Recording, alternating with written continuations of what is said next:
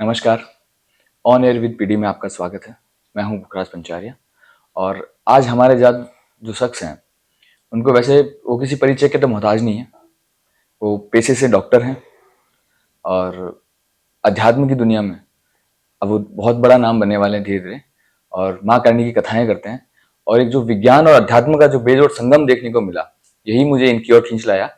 और आज हम बात करेंगे डॉक्टर करनी प्रताप जी, जो करनी कथाएं करते हैं और उनका सताक्षी आई हॉस्पिटल के नाम से जयपुर में एक हॉस्पिटल भी रन करते हैं। तो बहुत बहुत स्वागत है सर आपका ऑन एयर विद पीडी में। सबसे पहले तो आप व्यासपीठ पे बैठते हैं तो सर्वप्रथम तो मेरा प्रणाम आपको। करनी प्रताप जी, शुरू से शुरू करते हैं। हमें सबसे पहले तो आप अपना परिचय दीजिए कि आपने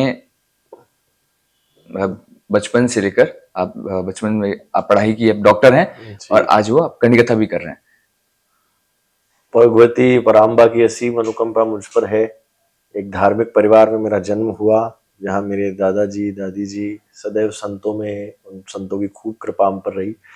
मलूक पीठाधीश्वर प्रातस्मरणीय परम पूज्य श्री राजेंद्र दास जी महाराज, जो आज के समय में कलयुग में वेदव्यास भगवान के स्वरूप है साक्षात, वो मेरे दादाजी के गुरु भाई हैं।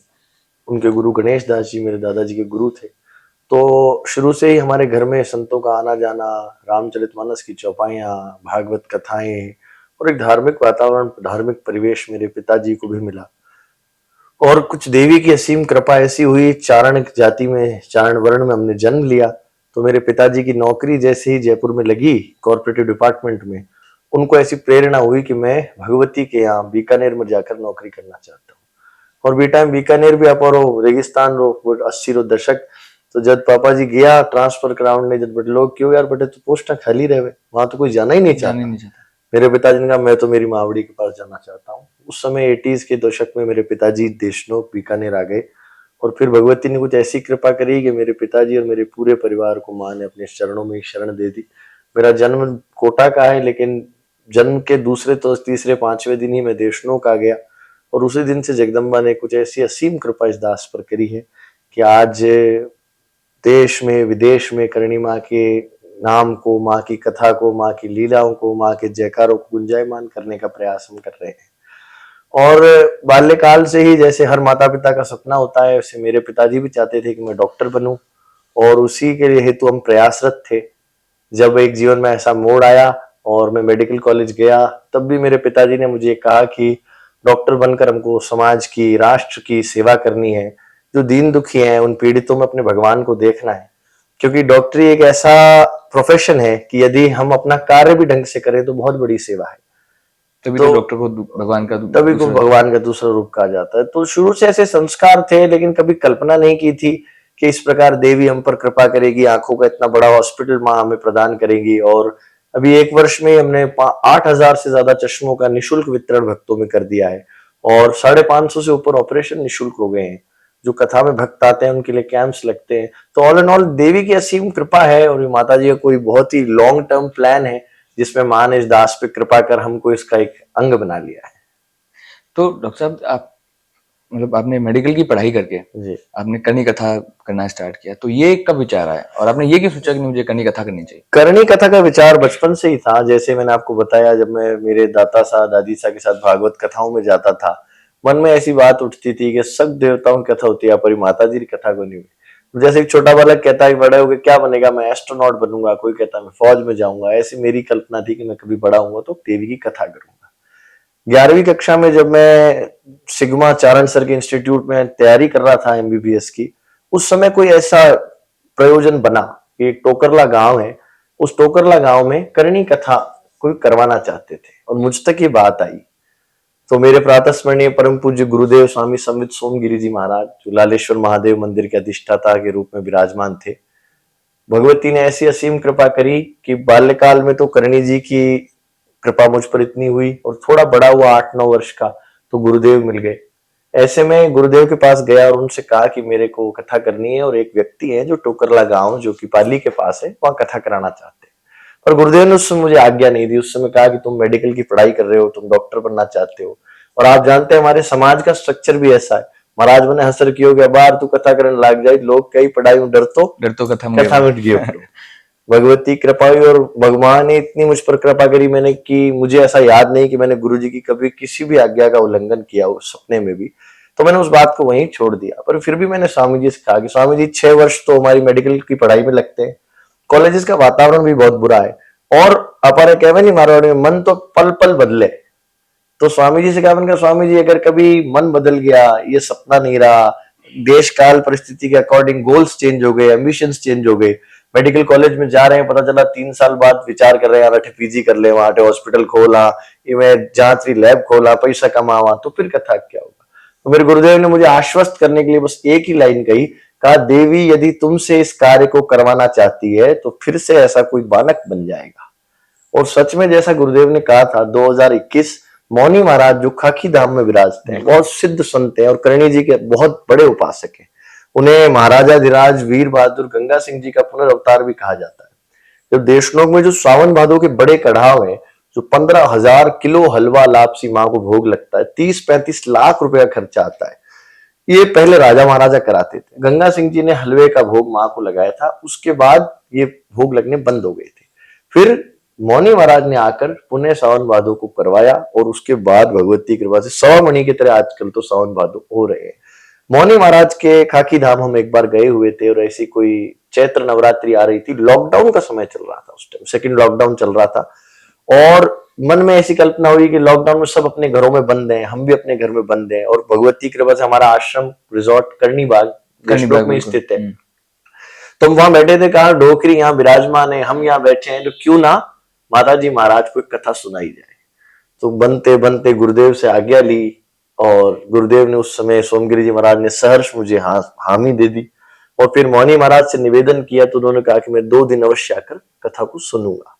और करते करते पता ही नहीं चला, देशनोक में मंच सज गए, साउंड आ गए और टीवी दिशा टीवी पे वो प्रथम कथा टेलीकास्ट हुई थी, टीवी की टीम आ गई। उस समय अधिक लोगों को बुला नहीं सकते थे, तो जो भी 30-40 लोगों की अनुमति थी वो 30-40 लोग आ गए और माँ की कृपा से कुछ ऐसा अलौकिक, एक ऐसी दिव्य घटना हुई, एक ऐसी दिव्य लीला हुई जिसकी हम कल्पना भी नहीं कर सकते। क्योंकि मैं एमबीबीएस पढ़ने वाला छात्र, मैं विज्ञान वो कहते जैसे सुबह जो एनाटॉमी के डीएच में घुसते हैं तो सुबह से शाम लाशों को काटने का काम रहता है और इस तरह का जीवन रहा। लेकिन क्योंकि सदगुरुदेव और माता जी की हमेशा से कृपा रही, शास्त्रों का अध्ययन में कंटिन्यूसली करता रहा, तो कहीं ना कहीं जुड़ाव रहा। और मुख्य बात तो यह है कि देवी ने कृपा करी। देवी जब एक क्षण के लिए भी हमको निहार लेती है तो हमारे जन्म जन्मांतरों के पाप कट जाते हैं, पुण्यों का उदय हो जाता है। जिस पर भगवती की कृपा, उस पर सबकी कृपा हो जाती है। और ऐसे करते ही प्रथम कथा हुई और उसके बाद धीरे धीरे देखते ही देखते लोग कथा करवाने लगे। लोग कई मंदिरों में, कई अपने घर के अंदर, कई लोग सामूहिक, पूरे गांव गांव सामूहिक होकर। तो आपको ये जानकर आनंद होगा कि जिस टोकरला की 11वीं कक्षा में जिस टोकरला की कथा आई थी, अभी मैं 2 महीने पहले ही उस टोकरला गांव में कथा करके आया हूँ। बहुत भव्य कथा वहां पर हुई और वहां मैंने मंच से भी लोगों को बताया कि ये कथा मेरे लिए इसलिए आवश्यक थी। उन्होंने मुझे कॉल किया टोकरला से कि हम कथा कराना चाहते हैं। टोकरला से फोन आया, जी हम मन कड़ी कड़ी खिल जावे कि यार टोकरला तो भाई टोकरला जी के आप सोचता है टाइम पर। और मैं गया, मन से भी मैंने कहा कि मैं आपका बहुत आभारी हूँ कि मेरे इस सपने को साकार करने में जो एक नींव की ईंट है, जो भारत बंदी के मायने की आप ही हो। ये टोकरला ने काम करना चाहते हैं और कहीं ना कहीं हमारे मन में एक स्फुरना हुई कि देवी का हम पर कृपा हो जाए तो हम ऐसी कथा करें। और माँ की आज असीम कृपा है कि 8 राज्यों से भी अधिक, पंजाब में, मध्य प्रदेश में, गुजरात में, राजस्थान तो है ही, साथ साथ पंजाब हो गया, उत्तर प्रदेश हो गया, उत्तराखंड, छत्तीसगढ़, बंगाल, यहाँ सब जगह माँ की कथा भी हो चुकी है। और देवी की कृपा से दुबई में करणी जी के गुणगान करके आए हैं। अभी ऑस्ट्रेलिया की प्लानिंग चल रही है। तो एक ऑल ग्लोब के लेवल पे जहां जहां करणी जी के उपासक हैं। आप दुबई गए थे, वो तो एक मुस्लिम कंट्री है, एक तरीके से मुस्लिम आबादी पूरी है। जी जी, वहां पर आप करनी कथा करने गए थे देवी, तो वो एक कैसा आपका वो रहा? जी बहुत अच्छा अनुभव रहा हमारे लिए। मैं एक्चुअली दुबई पहले कभी गया हुआ भी नहीं था और वहां पर 2 उपासक हैं। एक तो चंद्रिका जी गढ़वी हैं, चारण हैं, जो गुजरात के हैं, बहुत बड़े बिजनेसमैन है, वो दुबई में रहते हैं। और एक हमारे सांवरमल जी जांगिड़ हैं, जो अपने सीकर के पास में नागवा गांव के हैं। तो वो दोनों ही, एक हनुमान जी की कथा का वहां पर सुंदरकांड का प्रोग्राम था, जिस हेतु वहां पर जाने का प्रयोजन कुछ कुछ बन रहा था। इस बीच हम गुजरात कथा करके आए और क्योंकि जहां पर कथा होती है वहां के लोग अधिक देखते हैं, वहां के लोग नए नए जुड़ते हैं। तो वहां गुजरात में प्रथम बार कथा थी। हमने मां करणी की असीम कृपा से गुजराती भी सीखी। 40-50% कथा हमने गुजराती में करी क्योंकि वहां क्या है कि मीडियम इज गुजराती, जहाँ आप हिंदी मीडियम में पढ़ते हैं वो गुजराती मीडियम में पढ़ते हैं, तो उनके लिए हिंदी भी कठिन है। तो हमने प्रयास किया कि जब हम करणी माँ के तत्व को, करणी माँ की बात को लेकर जा रहे हैं, तो कोई वृद्ध माता, कोई बुजुर्ग पिता, उनको भी वो बात समझ आनी चाहिए। और language barrier, because of language barrier ऐसा नहीं होना चाहिए कि हम अपने आप को व्यक्त ना कर पाए, एक्सप्लेन ना कर पाए। तो हमने गुजराती, तो वहां से आदरणीय जो चंद्रिका जी गढ़वी हैं उन तक ये बात पहुंची, उनको पता चला कि हम आ रहे हैं, तो उन्होंने भगवती के भक्तों के द्वारा हमें भी कहलाया, और हम भी उनको पहले से जानते थे, तो ऐसा बानक बना कि उनके घर पर ही माता जी का ऐसा गुणगान प्रारंभ हो। और वहां पर माता जी की एक तो हनुमान जी महाराज का सुंदरकांड का अच्छा कार्यक्रम रहा, वहां भंडारा हुआ बहुत बड़ा, और वहां चंद्रिका जी के घर पे वो आवड़ जी की बहुत बड़ी उपासक है, आवड़ माँ जो करणी माता जिनकी सेवा करते थे, जब करणी माँ सशरीर विराजमान थे तो आवड़ जी की पूजा करते थे, जिन आवड़ जी का मेन मंदिर जैसलमेर में तेमड़ा राय के नाम से, तन्नोट राय के नाम से बहुत विख्यात है। तो वहां, तो वो उनके गांधीधाम के पास उन्होंने बहुत बड़ा मंदिर भी बनाया है आवड़ जी का। तो वहां गए और ऐसे भक्तों को देखकर आश्चर्य हुआ कि माता जी मैं तो आप रखने ही रहे, वहां कोई लोग हैं जो 7 समुद्र पार भी दिन रात अहरने शात की पूजा उपासना में लगे हुए हैं। आज आप राजस्थान में और कोई पोशाक पहना, क्या आप कुर्तो पहना, क्या आप फेंटो पहना, पाग पहना, तो अपन शंका हुए। लेकिन कुछ ऐसे संस्कारवान लोग हैं जो 7 समुद्र पार गर्व के साथ पोशाकों को धारण कर रहे हैं, हमारी परिधि, हमारा पहनावा, हमारा खान पान, और मुख्य हमारी साधना और आस्था को लेकर चल रहे हैं। तो हमारे लिए सीखने की और इंस्पायर होने की बात है। वही देख रहे हैं आजकल, जो जैसे दुबई में अभी वो सबसे बड़ा हिंदू मंदिर भी बन रहा है बाप, जी जी बाप जी वहाँ जी पे। जी तो जी विजिट जी। किया आपने वहाँ पे? नहीं, मैं अभी तो विजिट नहीं कर पाया, काफी शॉर्ट प्रोग्राम में गया था। और उसका अभी 2 मंदिर बन रहे हैं, एक तो अल जलेवी में कुछ है मंदिर, और दूसरा शारजा के वहां बन रहा है, तो एक अंडर कंस्ट्रक्शन है, एक अभी बन चुका है।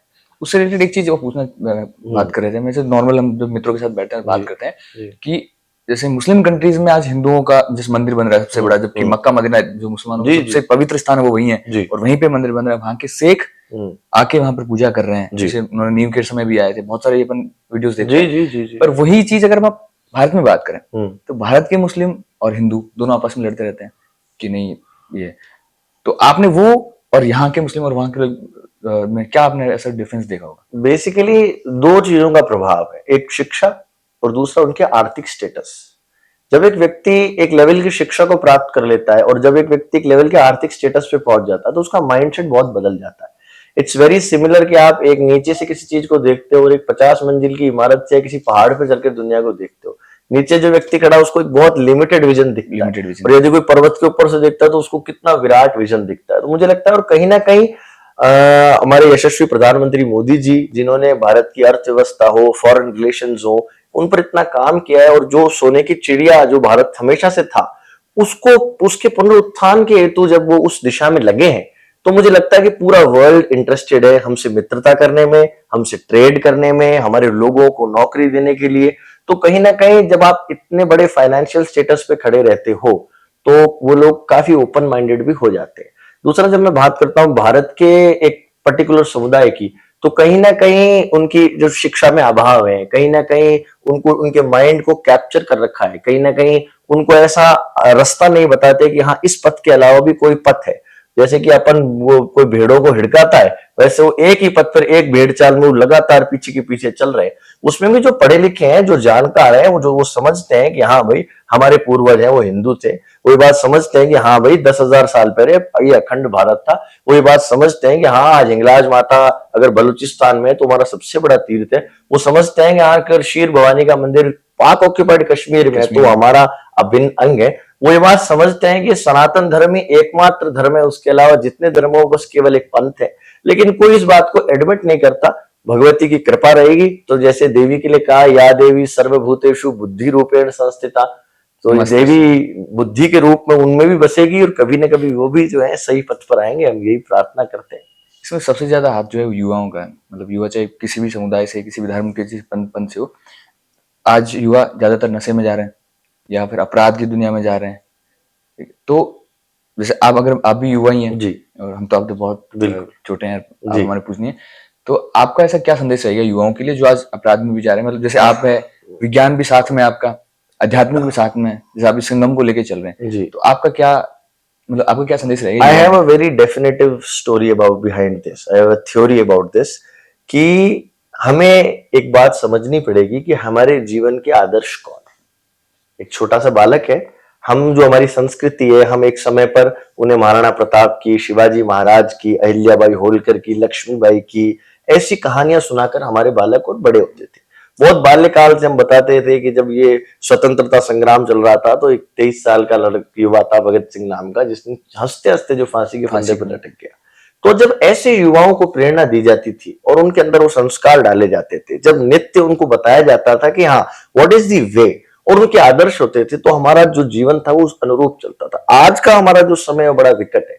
आज हम लोग सिद्धू मूसेवाला के टैटूज कराए हुए घूम रहे हैं, और आज हम लोग ऐसी बातें कर रहे हैं। आज हम लोग केवल सिर्फ बेसिकली जो हमारे 4 पुरुषार्थ हैं, धर्म अर्थ काम और मोक्ष, तो धर्म और मोक्ष को तो हटा दिया, अर्थ काम के बीच में हमारी पूरे जीवन को लाकर खड़ा कर दिया। एक युवा जब इंस्टाग्राम खोलता है तो उसको दिखता है कि एक व्यक्ति 5 करोड़ की रोल्स रॉयस में चल रहा है। अगले जब वो खोलता है तो वो देखता है कि धीरूभाई अंबानी के पुत्र मुकेश अंबानी ने अपनी पुत्री के विवाह में 2000 करोड़ रुपए खर्च दिए, और वो देखता है मेरे पास 20 रुपए भी नहीं है, तो वो हताश होता है, वो निराश होता है। लेकिन कोई भी ये बताता नहीं है कि वो 2000 करोड़ रुपए खर्चने की, उस पद पर पहुंचने की जो मेहनत करी। आज हम लोग विराट कोहली से इंप्रेस होते हैं कि यार विराट कोहली लग्जरियस लाइफ जीता है, लेकिन कोई उस संघर्ष को नहीं बताता कि जो वो पिछले नहीं करते 15-20 साल से क्रिकेट की दुनिया में सबसे ज्यादा मेहनत करने वाला व्यक्ति है, तब वो आज उस शीर्ष पे पहुंचा है। तो कहीं ना कहीं युवाओं के लिए हम ही को मार्ग प्रशस्त करना पड़ेगा, ये हमारी जिम्मेदारी है। कोई भी युवा जो है उसके अंदर एक एनर्जी है, उसके अंदर एक फोर्स है। जैसे आज आप सबने बताया, गुरुदेव भी हमारे बात कहते थे कि जैसे वायु होती है उसका उल्टा है युवा। युवा वो है जो वायु को भी कैद कर ले। स्वामी विवेकानंद जी जो युवाओं के आदर्श हैं, उन्होंने इस बात को बार बार बताया कि on your will the mountains will crumble, you can drink the ocean. बोले आपकी चेष्टा ऐसी होनी चाहिए कि मैं समुद्र को पी जाऊंगा, अगर मेरी इच्छा शक्ति इतनी बलवान है कि जो पर्वत है उनको मैं धुजा दूंगा। ऐसा युवा बनने के लिए सबसे प्रथम लक्षण है चरित्र निर्माण। किसी भी समुदाय से हो, किसी भी जाति से हो, कैसी भी रेस क्रीड और कास्ट से, चरित्र निर्माण हमारा प्रथम गोल होना चाहिए। जैसे हमारी संस्कृति में 25 वर्ष तक ब्रह्मचर्य रखा जाता था, उसका एक कारण था कि हम 25 वर्ष तक अपनी सारी एनर्जी को एक जगह पर एक और केंद्रित कर कर चले, और जब हम इस लायक हो जाए, हमने गुरुजनों के आशीर्वाद से शिक्षा ग्रहण करी, हम कमाने के लायक हो गए, हम परिवार संभालने लग गए, तब संस्कृति कहती थी कि अग्निदेव को साक्षी मानकर घर परिवार सगे संबंधियों को बुलाकर अग्निदेव की साक्षी में एक कन्या का हाथ वरण करूंगा और जन्म जन्मांतरों तक उस कन्या का साथ नहीं छोड़ूंगा। कोई भी जीवन में कठिनाई आएगी तो मैं आगे खड़ा मिलूंगा। उधर पत्नी कहती थी कि मैं तुम्हारे घर की अन्नपूर्णा के रूप में नजर आऊंगी, तुम्हारे माता पिता की सेवा करूंगी, मैं तुम्हारी अर्धांगिनी बनकर जीवन का साथ निभाऊंगी। तो हमारे जो धर्म की, हमारे जो सनातन धर्म की सबसे सुंदर बात है, it is in the holistic vision that we have, कि हम हर चीज में उस दिव्यता को, डिविनिटी को देखते हैं। शादी का संबंध हुआ, माता पिता का संबंध हुआ, भाई बहन का संबंध हुआ, मित्र मित्र का संबंध हुआ। आज हमारी युवाओं की प्रॉब्लम क्या है कि हम लोग ब्रोज बनते जा रहे हैं, लेकिन हम मित्र और सखा नहीं बन पा रहे। आज मित्रता का सबसे बड़ा उदाहरण है ठाकुर जी और सुदामा जी। हमारी दोस्ती का आदर्श होना चाहिए ठाकुर जी और सुदामा, लेकिन आज के कृष्ण जी और सुदामा जी क्या कर रहे हैं कि जब सुदामा आया है तो वो तो नकली किराए की गाड़ी लेकर आया, नहीं, वो नकली किराए की गाड़ी लेकर आया है, और वो कृष्ण जी को इंप्रेस करना चाहता है कि कृष्ण देख अपन साथ थे ना, मैं भी बड़ा आदमी बन गया। उधर कृष्ण जी कह रहे हैं कि द्वारका नगरी को आज डबल सजाओ क्योंकि मेरे मित्र को इंप्रेस करूंगा, मैं उस पर प्रभाव डालूंगा।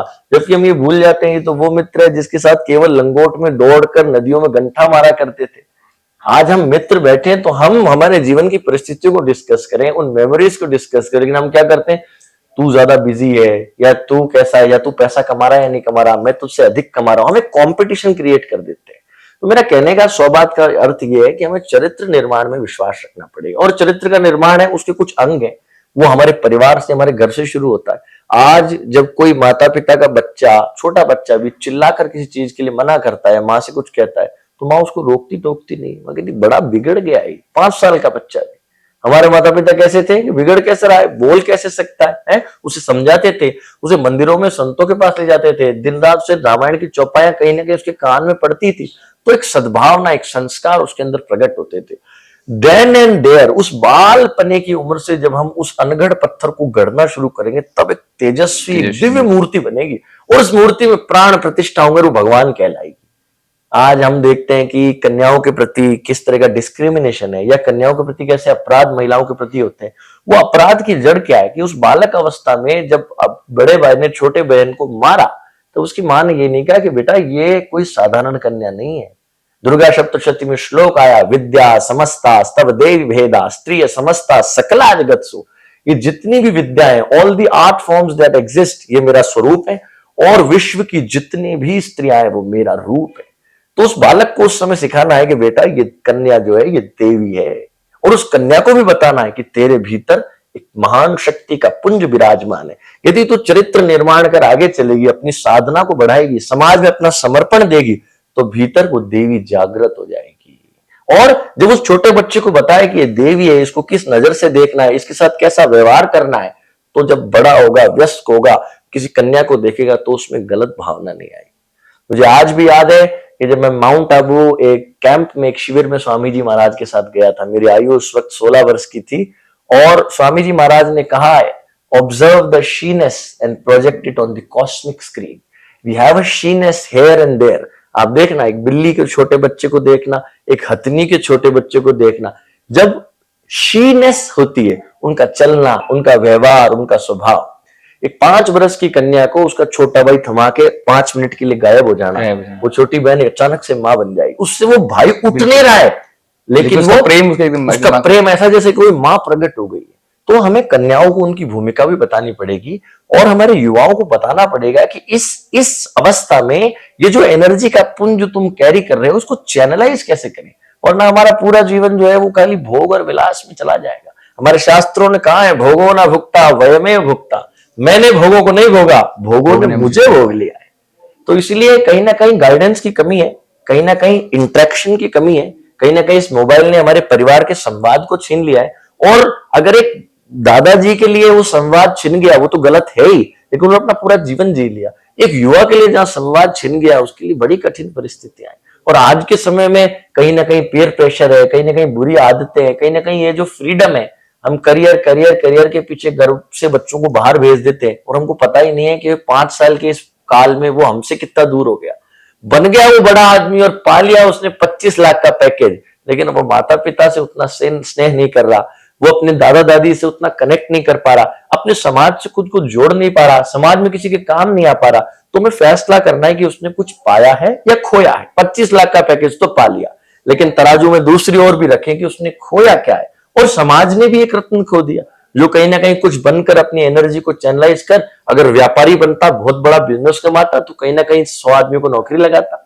यदि वो किसी पोस्ट पर होता तो यथा योग्य किसी व्यक्ति का काम करता। यदि वो अध्यापक बनता तो बच्चों के फ्यूचर शेप करता। यदि वो यूट्यूब पे कंटेंट क्रिएटर भी बनता तो कोई ना कोई समाज के लिए सहयोग देता। लेकिन क्यों नहीं हमने उसको एक सपनों के उस आर्टिफिशियल क्लाउड 9 पर चढ़ा दिया, और अब वो खुद को सुपीरियर मानने लगा है, समाज को इंफीरियर मानने लगा है। तो इस तरह की शिक्षा प्रणाली के कारण, इस तरह के लगातार संवाद की कमी के कारण मुझे लगता है कि युवा जो है वो चरित्र निर्माण के उस ऑपोजिट पथ पर चल पड़े, जिसे हमें रोकना चाहिए। देवी की असीम कृपा है। रामचरितमानस जो तुलसीदास जी महाराज का ग्रंथ है, जो कि आदर्श युवा, आदर्श बालक, आदर्श स्त्री, आदर्श गृहस्थ, आदर्श राजा, इनकी परिपाटी हमें सिखाती है।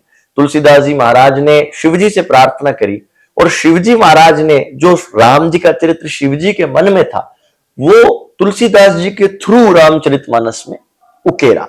तो 2024 में हम ऐसा संकल्प ले रहे हैं कि प्रत्येक दिन हम लोग YouTube, Facebook, Instagram, WhatsApp के माध्यम से एक चौपाई जो कि हमारे प्रैक्टिकल लाइफ में काम आए, जो कि हमें जीवन जीना सिखाए।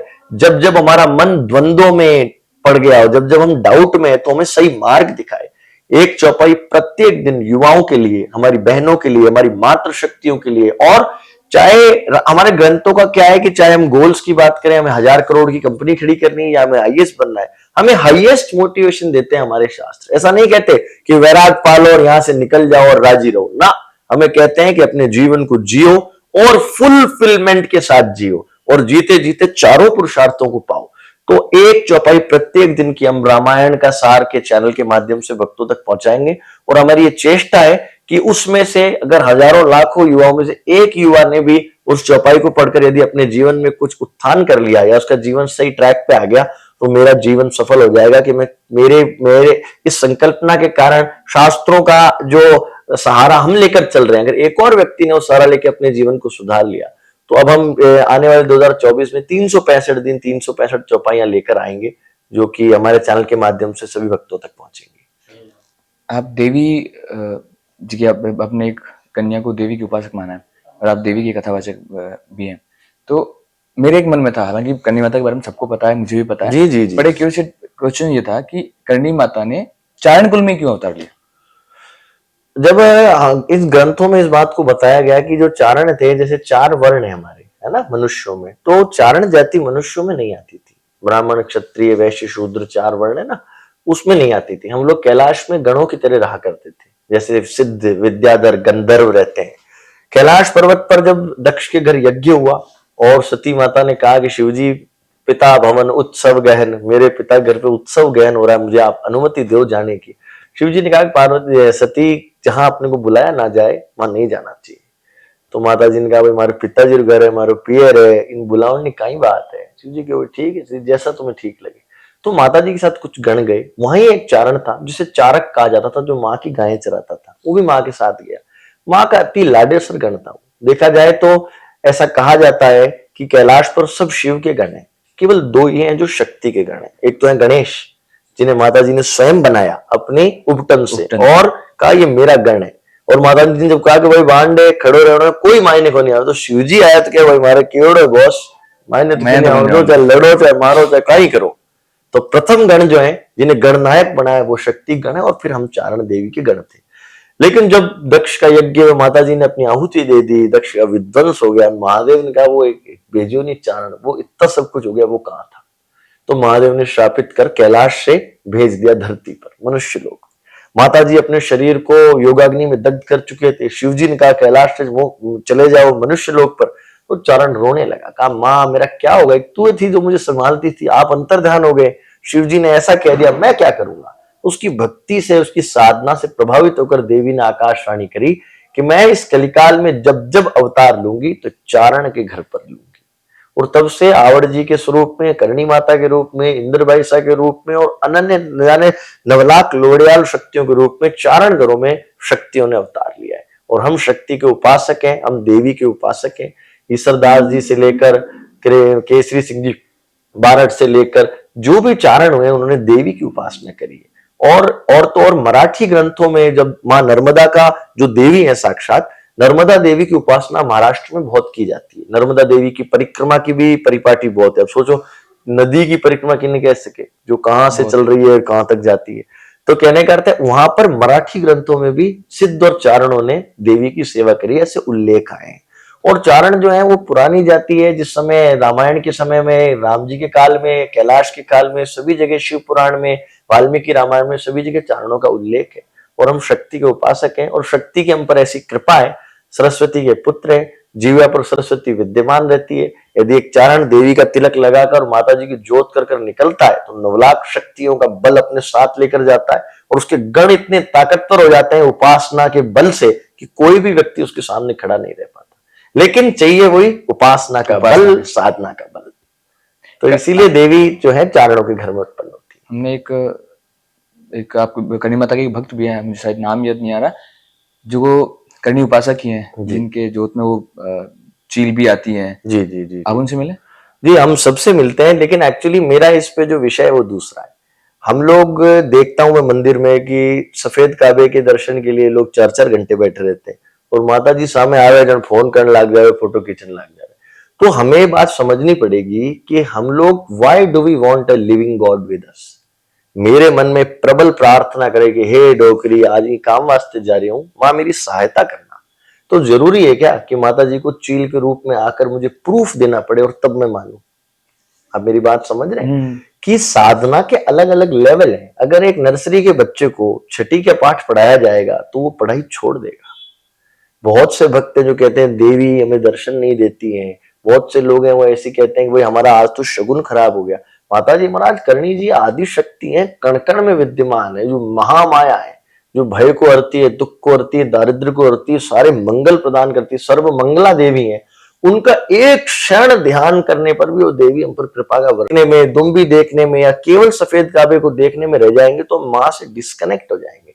जो विराट भक्ति हम माँ की कृपा से पा सकते हैं, जो आप सोचो इस बात को, किसकी कल्पना करना। एक व्यक्ति देशनोक जाता है और करणी माता के मंदिर में जाता है और धूप देता है, और धूप देते टाइम दो तीन तो मेरा भाईला सा गया, बताई कर रहे हो, एक आदमी वीडियो कॉल करा दियो तो मेरा तो दर्शन मर गया।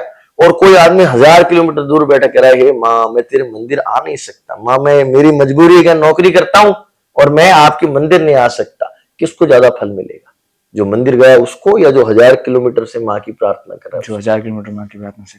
भाव प्रबल है। तो एक्चुअली माता जी की कृपा है, हर करणी कथा में ऐसा संयोग होता है कि माता जी संवली के रूप में आती है। अब जो संवली का क्या कॉन्सेप्ट है, मतलब क्या सच में आती है, और ये संवली के रूप में क्यों आती है? जब राव शेखा भाटी जो पुगल के राजा थे, उनको मुल्तान में कैद कर लिया गया, और उनकी जो धर्मपत्नी जो महारानी सा थी, वो देवी के पास गई, कहा माता जी महाराज, आपके भाई जी ने आप कहती थी राव शेखा, ये माता जी के काल की बात है, उन्हें मुल्तान में कैद कर लिया गया है, और अब मैं किस प्रकार, आप उन्हें संकट से बचाइए। उस समय राव बीका जो जोधपुर के युवराज भी थे, वो अपना घर बार छोड़कर माँ के दरबार में ही रह रहे थे, और जोधपुर के दरबार में अपने पिताजी से, सब मंत्रियों से कहकर आ गए थे कि जिस करणी जी की कृपा है तो मैं एक नया राज्य बसाऊंगा। अब नया राज्य 4 घुड़सवारों के साथ तो बसता नहीं है, देवी की शरण में आ गए। माता जी ने भी उनको कृपा कर आश्वासन दे दिया कि भगवती तुझ पर कृपा करेगी तो एक बड़े विशाल राज्य का अधिपति बनेगा, बस तू पेशेंस रख। और राव भी का देवी के परम उपासक थे, उन्होंने कहा माँ ने जो कह दिया वो पत्थर की लकीर है, तो देशनोक में रहने लग गए। एक बार राव शेखा भाटी पधारे, और ऐसे में देखा कि उन्होंने कहा कि राव शेखा भाटी से कि आपकी पुत्री का विवाह आप बीका से कर दो। वो भाटी राजपूत थे, राव बीका और राठौड़ राजपूत थे। कहा बिल्कुल आप धर्म से, जाति से, वर्ण से अनुकूल रिश्ता है। लेकिन राव शेखा जी ने कहा माता जी वो तो घर बार छोड़ रहा क्यों, मैं इतना बड़ा राजा, फूल से पली मेरी रंगकवरी मेरी बच्ची, मैं किस प्रकार इसको दे दूं। हर पिता का सपना है वो अपने से ऊंचे घर में दे। हालांकि माता जी जब कह दियो तो बिन तो जाएंगे भाई है, लेकिन फिर भी पिता होता है। और हमको ये कथाएं ये इंस्पिरेशन भी देती है कि जो लोग माता जी के साथ बात करते थे, जो उस काल में थे, उनके भी जीवन में कंफ्यूजन्स थे, उनको भी दिक्कतें आती थी, उनके भी मन में इमोशंस जो है वो हावी हो जाते थे। तो हमारी क्या स्थिति, क्या परिस्थिति है। तो ऐसे में क्या हुआ कि उन्होंने कहा कि मैं विवाह तो नहीं कर सकता। प्रारब्ध का कुछ ऐसा फेर हुआ, कुछ ऐसा क्या, जैसे लेख लिखेड़ा बेमातारा, मुल्तान गए बड़ी फौज लेकर, लेकिन कुछ अंदरूनी अंधविश्वास हो गया और वहां उनको कैद कर लिया गया। इधर महारानी शाह को पता चला तो मातृ शक्ति का मन ही ऐसा होता है, उन्होंने देखा माता जी की बात को नहीं मानी, नहीं जी क्यों बची कैद गया। मैं तो हर कथा में इस बात का खंडन करता हूं, जब देवी एक बार कृपा कर देती है तो वो फिर उस कृपा को, हमारे कर्म है, कई कई जन्मों के कर्म है और जो हमको काटने पड़ते हैं, और वो भी जटे त्रिशूल लगना हुआ है बट माता जी एक छोटो काटो काट अपर कर्म काट है नहीं। तो वहां जब मुल्तान में थे तो रानी सा गए माता जी देशनोक, रानी सा ने कहा माता जी महाराज मैं तो सोचती थी कि राव बीका और रंगकवरी के विवाह की तैयारी करूं, और अब और देखो कहीं संकट भी गई। माता जी ने कहा कि तुम जाकर तैयारी करो। महारानी साहब जान गए कि माँ ने कहा है तो माँ कुछ ना कुछ लीला करेंगी। तैयारियां प्रारंभ कर दी। सारा राज्य सोच रहा है कि भाई महारानी साहब को क्या हो गया, राजा वहां कैद है, कोई युद्ध की नीति बनाओ। तो ब्याह मांडर बैठ गया, विचार करने लगे कि महारानी साहब को क्या बात होगी ऐसी, क्या सोच रहे कोई, भाई इनकी दिमागी स्थिति ठीक है कि नहीं है। अचानक वो मौको तो कठिनाई रहे रटे ब्याह मांडर शनाइया बज रही है। राव बीका से कहा कि तुम जाकर विवाह करना। उनके काको सा राव तांधल भी थे उस समय, तो बारात भी आ गई। और उनकी महारानी साहब ने सोचा राव शेखा जी की वही बारात आ गई, माता जी ने कहा तैयारी करो, कैसे क्या होगा। तब भगवती संवली का विशाल चील का रूप लेकर पहुंचे थे मुल्तान, और अपनी पीठ पे बैठाकर राव शेखा जी को पूगल के उस गढ़ पर उतार दिया। और उस समय बस चंवरी में बैठने की स्थिति थी राव बीका जी की, और राव बीका जी और रंगकवरी के फेरे हुए। माया से उठ के उन्होंने माता जी विराजमान थे, दोनों ने पैर छुए, धनी मतलब वर वधु ने। कन्या ने तो कहा मां अखंड सौभाग्य दो मुझे, मां ने अखंड सौभाग्य दिया। राव बीका ने कहा माता जी मैं तो राज्य सभा खातिर आयो, बीच में ही मारे तो गृहस्थी कहीं लीला है। तब माता जी ने श्रीमुख से कहा था कि पासी बी को पाठ करना दे श्रीमुख कहो, थारे होसी ठाठ मारे सु बिरचे मती। कर्ण जी ने कहा राव बीका तू विशाल साम्राज्य का महाराज बनेगा और तेरे सब ठाठ होंगे, बस मारे सु बिरचे मती, मुझसे बिछड़ना मत।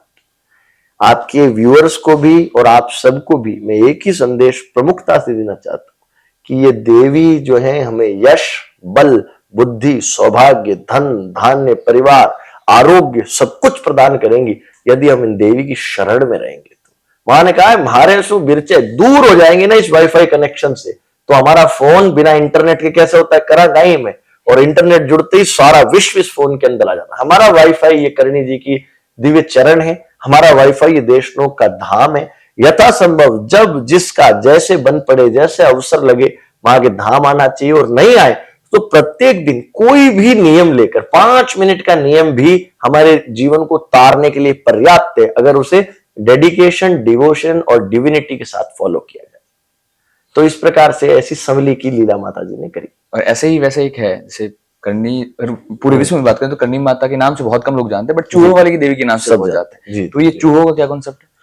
बेसिकली माताजी महाराज ने अपने पिताजी के मान और मर्यादा रखने के लिए विवाह कर लिया। माताजी ने बचपन से ही पर्चे परवाड़े दिखाए, लेकिन पिता तो पिता होते हैं, उनको लगता है मेरी कन्या है, इसकी शादी करूं। तो माताजी महाराज ने सहर्ष उनके पिताजी मेहाजी चारण का कहा हुआ रिश्ता स्वीकार कर लिया। वो रिश्ता भी माताजी ने स्वयं ही बताया कि आप साठिका जाकर देपाजी चारण से मेरी बात कीजिए। जैसे ही विदाई हुई, माता सब लोग माताजी के विच्छोह में रोए। माताजी भी लीला करने के लिए, माँ के भी आंखों में आंसू आए। लेकिन जैसे ही थोड़ा सा आगे गए बारात लेकर, उनके पति देपाजी ने उन्हें जल के लिए पूछने का प्रयास किया। माताजी महाराज जो है पालकी में विराजमान थे। पालकी का पर्दा जैसे ही हटाया तो माताजी की जगह वहां पर सिंह पर विराजमान अष्टभुजा धारण करे दुर्गा जी का रूप है, और दहाड़ता सिंह माताजी के हाथ में खप्पर, तलवार, त्रिशूल, गदा, भुषुंडी, शंख, घंटा। देपाजी देख के डर गए, एकदम आंखें मिच गई, पानी का लोटा हाथ से छूट गया। देखा मेरी तो वधू होनी चाहिए थी, यहाँ तो सिंह बैठा है, देवी बैठी है। एक क्षण ऐसा रूप दिखाया और माताजी फिर से पोशाक में अपने निज रूप में आ गई। मां ने कहा कि देपाजी मैंने आपको मेरा लौकिक अलौकिक दोनों रूप दिखा दिए, अब मैं विवाह के लिए नहीं बनी, मैं समय आने पर अपनी छोटी बहन गुलाब बाई से आपका विवाह करवाऊंगी और फिर आप अपनी गृहस्थी का पालन पोषण आगे करना। वहां गुलाब बाई से 4 पुत्र हुए, जिनमें छोटे ही छोटे पुत्र थे लाखन जी। लाखन जी छोटे होते हैं तो चंचल होते हैं, आप लाडेश्वर होवे जी का चंचल होवे, चपल होवे। तो लाखन जी अपने कपिल मुनि के आश्रम कोलायत कपिलायन में स्नान करने गए, और वहां कमल खिलते हैं, दलदल रहता है। तो लाखन जी का पैर इस तरह अटक गया कि उनकी डूबकर मृत्यु हो गई। उनके पार्थिव शरीर को लाया गया। गुलाब बाई सज उनकी बायोलॉजिकल मदर थी, रियल मदर थी, लेकिन कहते हमेशा करणी जी को मां मानते थे। जब सकल संसार की जननी है तो जो लोग उनके काल में मां के शरीर साथ रहते थे, उनकी तो हम कल्पना भी नहीं कर सकते। तो गुलाब बाई साहब जो माँ की अनन्य भक्त थी, जो माँ की छोटी बहन है, उन्होंने अपनी जीवन की सारी भक्ति को एकजुट करके कहा, माँ मैंने कभी कुछ मांगा नहीं, आज आपको इसको जीवन दान देना होगा। जब बाल्यकाल में एक बार मेहा जी को जीवन दान दिया था सर्प काटने पर, तो माता जी की लीला से कोई अनभिज्ञ तो था नहीं, लेकिन क्या होता है डिवोशन और डेडिकेशन के साथ, जब मतलब इतने अधिकार के साथ हम इष्ट को कुछ कहते हैं, अधिकार के साथ कि भगवती हम ऐसा असंभव है कि तुम हमारा कार्य ना कर। अगर संशय, तो गीता में कहा ना संशय आत्मा विनश्यति, संशय तो काम नहीं होगा, संशय तो आपकी पुकार नहीं सुनी जाएगी, संशय तो आपके कामों में विलंब होता जाएगा। यदि अगर विश्वास है, हमारे रामचरितमानस के श्लोक आए, भवानी शंकरो वंदे श्रद्धा विश्वास रूपिणो। शिव और शक्ति का रूप ही श्रद्धा और विश्वास का है। गुलाब भाई ने श्रद्धा और विश्वास के साथ माँ को कहा, माँ मेरे बच्चे को जीवन दान दो। माता जी यमलोक पधारे ऊपर, यमराज से वार्तालाप की। यमराज ने कहा, माता जी आप आज कैसे पधारे? माँ ने कहा, मैं पुत्र लेने आई हूँ। यमराज ने कहा, देवी आप आदि शक्ति हो, हम आपके बताए तो नियम पालन कर रहे हैं, आप तो जानते हो कि यहाँ से कोई भी आया हुआ व्यक्ति वापस नहीं जाता। माता जी ने कहा, यहाँ आया हुआ कोई व्यक्ति वापस नहीं जाता, पर यहाँ किसी की माँ भी आई है कि कभी पहले किसी पुत्र को ले, वो भी तो प्रथम बार ही हुआ है ना, तो आज इसको लेकर ही जाऊंगी। यमराज भी वहां सोचो कि जो मृत्यु का देवता है, यमलोक का राजा है, उसके अंदर भी अहंकार। माता जी ये मृत्यु लोक है, आज तो आप लाखन को ले जा रहे हो। माँ जब वहां पधारे तो मतलब इतना रक्त वर्ण के माँ के नेत्र क्रोध में भरे हुए। माँ भक्त की पीड़ा तो माँ क्रोध आ जाती है। चंडी कवच में कहा, दृश्यंते रथमारूढ़ा दिव्य क्रोध समाकुला। जब देवी रथ पे चढ़ी हुई दिखती है क्रोध से भरी हुई, क्यों? क्योंकि भक्तों को पीड़ा हुई है, माँ को क्रोध होता है। क्रोध में गई तो समझ तो गया कि आज लाखन जी को लेकर जाएंगी करणी माता, समझ तो गई कि आज माता जी लेकर जाएंगी, तो भी अहंकार से भरकर यमराज ने कह दिया कि माता जी मृत्यु लोक है, अभी तो आप लाखन को ले जा रहे हो, फिर मृत्यु होने में फिर ले आऊंगा, आप कब तक अपने बालकों को यहाँ लेने आओगे? जगत की जननी करणी जी महाराज ने ऐसा वरदान दिया कि आज के बाद बेपावत कुल का कोई भी व्यक्ति, मेरे कुल से कोई भी व्यक्ति तेरे यमलोक नहीं आएगा। मरने के बाद मेरे ही मंदिर में काबा बनकर मेरे चरणों की सेवा करेगा, मेरे मंदिर में लाडू अरोगेगा, मेरे मंदिर में राज करेगा, और जब काबे का शरीर शांत हो जाएगा, फिर से मेरे ही कुल में, देपावत कुल में पैदा होकर नवलाख शक्ति की पूजा और उपासना करेगा। माताजी महाराज ने 84 लाख योनियों के चक्कर को मेट दिया। काबा, काबा से मनुष्य, मनुष्य काबा, और जो व्यक्ति साधना करते हैं वो फिर देवी के लोक में चले जाते हैं, जैसे कहते हैं उनका फिर पुनर्जन्म नहीं होता। तो उसके अंदर भी एक सफेद चूहों का एक कॉन्सेप्ट, वो क्या है? बेसिकली सफेद चूहों का जो कंसेप्ट है वो बहुत ही ज्यादा बताया गया है, माना भी जाता है। जब महाराजा धीराज गंगा सिंह जी जैसे जो सिद्ध भक्त थे, वो भी उसे शगुन के रूप में मानते थे। अपने शगुन होते हैं, हमारी संस्कृति की परंपराएं हैं। कोई बुआ भी काटता भी सुबह दिखता था, क्या यार शगुन है जो है नहीं, तो शगुन होते हैं। माता जी, सबसे पहले तो मेरी ऐसी मान्यता है, मैंने संतों के चरणों में बैठकर, मेरे पे बहुत संतों की कृपा रही, करणी माता के पुजारी परिवार आदरणीय देपावतों की मेरे पे आशीर्वाद है। तो मैंने इस बात को तो निष्ठा से समझाया कि सबसे पहले देवी से बढ़कर तो कुछ भी नहीं। अगर माँ के दर्शन कर लिए, माँ के दरबार में आ गए, माँ के सामने मत्थे को टिका दिया हमने, तो अब तो कुछ भी बच नहीं गया। सारे देवता आ गए, सारी रिद्धियां, सारी सिद्धियां सब माँ के चरणों में ही है। लेकिन फिर भी क्योंकि माता जी ने सिस्टम बनाया, जो काबा माता जी की पूजा पाठ अधिक करता है, इसको इसी तरीके से लिया जा सकता है, वो सफेद काबा बनता है। वो माँ का एक प्रिय भक्त है, वो माँ का एक निकटतम भक्त है। और उस काबे के दर्शन से हमें ऐसा मनोकामना हमारी सिद्ध होती है, हमें लगता है कि देवी की हम पर कृपा है। लेकिन बीच कुछ 10-20 साल में थोड़ा सा उसमें डिफरेंस आ गया। जैसे जब गंगा सिंह जी महाराज जब देवी के दर्शन करने आते थे, तो उनका नियम था वो कहीं बाहर जाने से पहले सफेद काबे के दर्शन करते थे। लेकिन सफेद काबे के दर्शन करते कैसे थे कि माता जी को कहते थे, माता जी महाराज आप जिस थाली में भोग अरोगते हो, जो पाटा अभी पड़ा रहता है, गंगा सिंह जी तो अभी के काल के हैं, मंदिर में आते थे, तो बोले उसी थाली के अंदर मंगला आरती में अगर वो भोग की आरती में काबा आकर प्रसाद ग्रहण कर रहा है, तो मैं इसको सूचना आपकी मानूंगा कि आप मुझे कुछ इंडिकेट करना चाह रहे हो। आज के समय में क्या हो गया कि हम लोग ढूंढते हैं, तिवारियों पे चढ़ जाते हैं, 2-2 3-3 घंटे ढूंढते रहते हैं और उसके बाद सफेद काबे के दर्शन करते हैं। तो इसकी मान्यता तो ये थी कि अगर सहज रूप से आगे से आकर सफेद काबा हमको दर्शन देता है, तो उसके जो है वो बहुत फलदायी है। और इसमें भी जो है हमको देवी की उपासना, जो हमें शास्त्र गुरुजन सिखाते हैं, हमको फोकस करना चाहिए कि माता जी की कृपा को पाएं, माँ के दर्शन करें। माता जी जब भगवती के दर्शन हो गए, जब हम माँ के मठ में आ गए, माँ ने हमको ये गैर गृहस्थी के सब काम से छुड़ाकर हाथ पकड़कर जब देशान धाम लेकर आ गई, तो देवी की कृपा और माँ के दर्शन से अमोघ पुण्य में मिल गया। तो सफेद काबे जो देवी के परम भक्त हैं, वो कहीं ना कहीं देपावत सरदार सफेद काबे बन गए और वो माता जी के गण है। लेकिन जैसे अब हम जैसे लोग या कोई भी आम भक्त है, साधारण काबा भी अगर हमारे कंधे पर चढ़ के आ जाता है, पूजा पाठ करते, तो हम उसको भी देवी की प्रीति मानते हैं। क्योंकि काबे जो है सारे, चाहे काले होते हैं सफेद, ये देवी के साक्षात गण है। ये माताजी महाराज के बिल्कुल प्रियतम, माताजी के जो एंकर्स ऑफ पिलर है।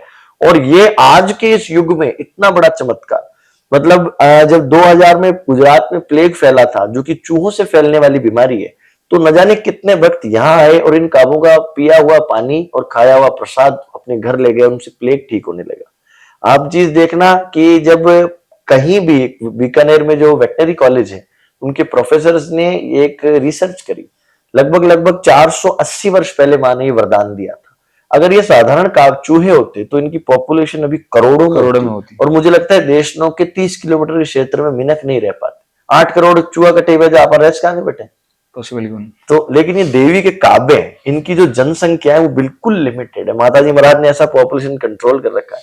ये काबे कभी भी जो है मंदिर छोड़ के बाहर नहीं जाते, इनके अंदर से किसी प्रकार की वासना नहीं आती। अपर घर में एक चूहो बढ़ जावे तो एक तो पूरी अलमारी ने कोई साड़ी सूट है सबने नकी कर जावे, और उसके अलावा जो है दुर्गंध कितनी आती है। काबा अगर चूहा, साधारण चूहा मर जाता है, तब तो आप जानोगे जी का जंजाल हो जाता है।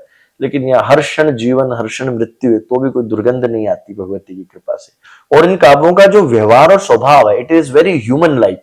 अगर आप देखोगे, 2 पैर पे कोई लड़ते हैं, लाडू खाते हैं, दूध पीते हैं, पानी पीते हैं, घी की गिलोड़ी में कूद जाते हैं। माता जी महाराज को प्याले का प्रसाद चढ़ता है, कुछ डेढ़ है जो प्याले के प्रसाद से भोग रोकते हैं।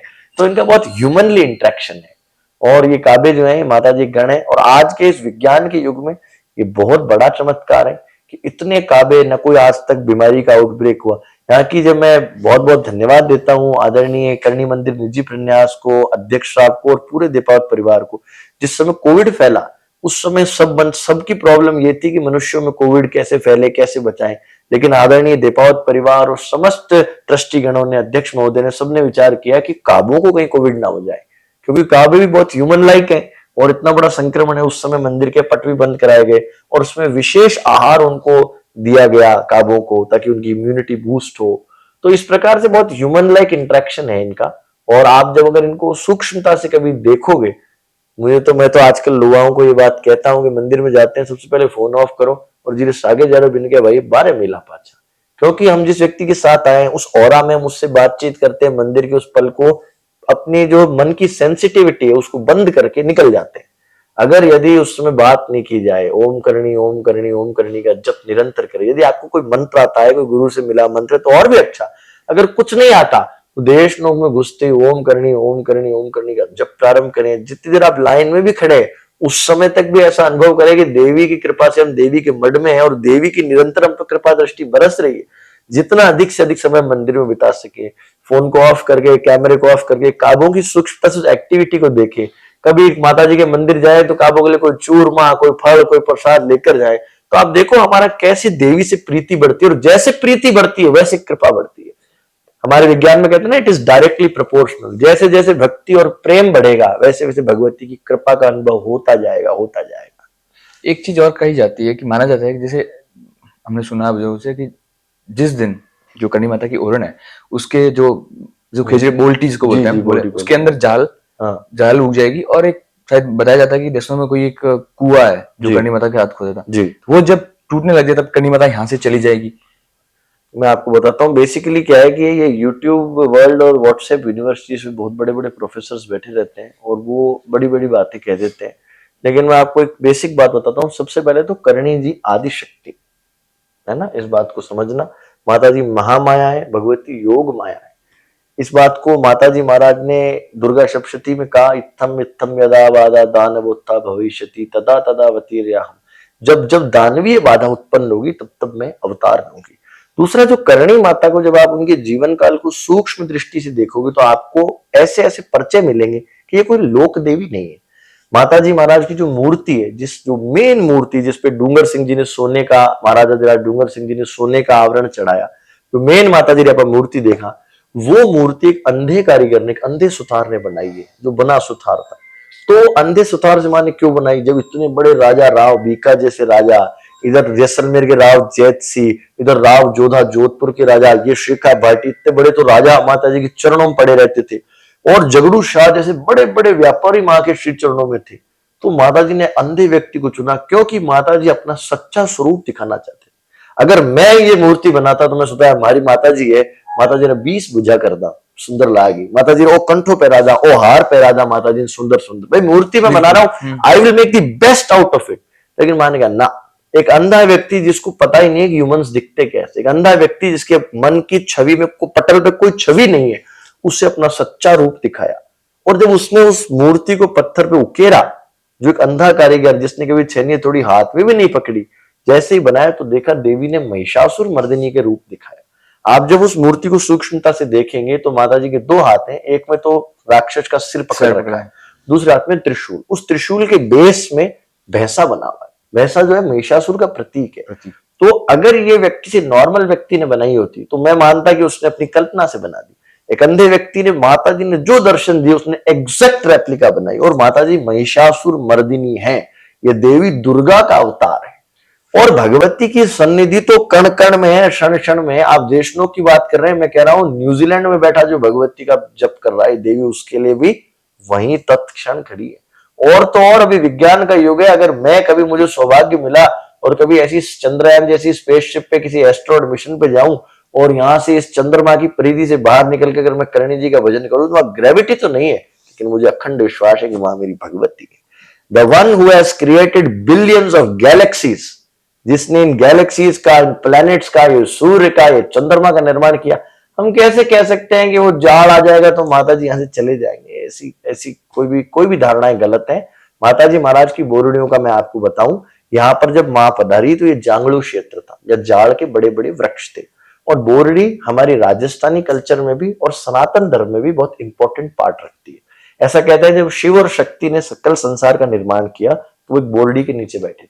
माता जी महाराज तो चाहते तो यहाँ जाड़ के जाड़ों को हटाकर केसर या बादाम भी उगा देते, माता जी के तो हाथ में ही था, लेकिन माँ ने इस बोरड़ी के वृक्ष को चुना। बोरडी के वृक्ष भी ऐसी स्थिति है कि ये बहुत बड़े बड़े भक्त हैं जिन्होंने कहा मां हम काबा तो बन नहीं सकते, काबा तो आपकी दीपावती बनते हैं, हम कैसे आपके सन्निकट रहे, हम शरीर तो जाएगा, हम आपसे दूर नहीं होना चाहते। तो ऐसे सिद्ध भक्त, ऐसे सिद्ध संत इन बोरडियों के रूप में उस ओरण में विराजमान है जिस ओरण में मां ने लगभग 120-21 वर्ष तक गायों की सेवा करी, आवड़ जी की पूजा उपासना करी। इन दोरों पर माताजी महाराज के पद चिन्ह मंडे हुए हैं। कितने साधकों ने ओरण के इस क्षेत्र में आकर अपनी मनोकामनाओं को पूर्ण किया है, कितने साधकों ने ऐसे बड़े बड़े चमत्कार इस क्षेत्र में देखे। और ओरण परिक्रमा मां करणी की कृपा को पाने का एक ऐसा उपाय है जिसकी हम कल्पना भी नहीं कर सकते। और मैं आपको बताऊं, कई एक ऐसे राजपूत सरदार थे जिन पर झूठा मर्डर का केस था। उनको किसी व्यक्ति ने कहा कि आप फरारी काटिए, फरार हो जाओ। तो उन्होंने कहा भाई फरार तो कहां हूं, मैं तो भगवती डोकरी है। तो उन्होंने कहा मंदिर में रहूंगा तो मुझे लोग आकर पकड़ लेंगे। तो बोले ओरण के जंगल में चला जाता हूं। जंगल में पहुंच गया ओरण के, तो बोला यार अटे आई गया परिक्रमा लगा ले। तो नित्य उसका ये नियम बन गया, 5 मिनट मंदिर में आते। मैं मेरी देखी बात बता रहा हूँ, अभी तक तो सुनी बातें बता रहा था, मेरी प्रत्यक्ष देखी बात बता रहा हूँ। 5 मिनट मंदिर में आते थे भोग आरती में, और फिर परिक्रमा में, फिर पूरा दिन वहीं रहते, फिर 5 मिनट दर्शन अगले दिन।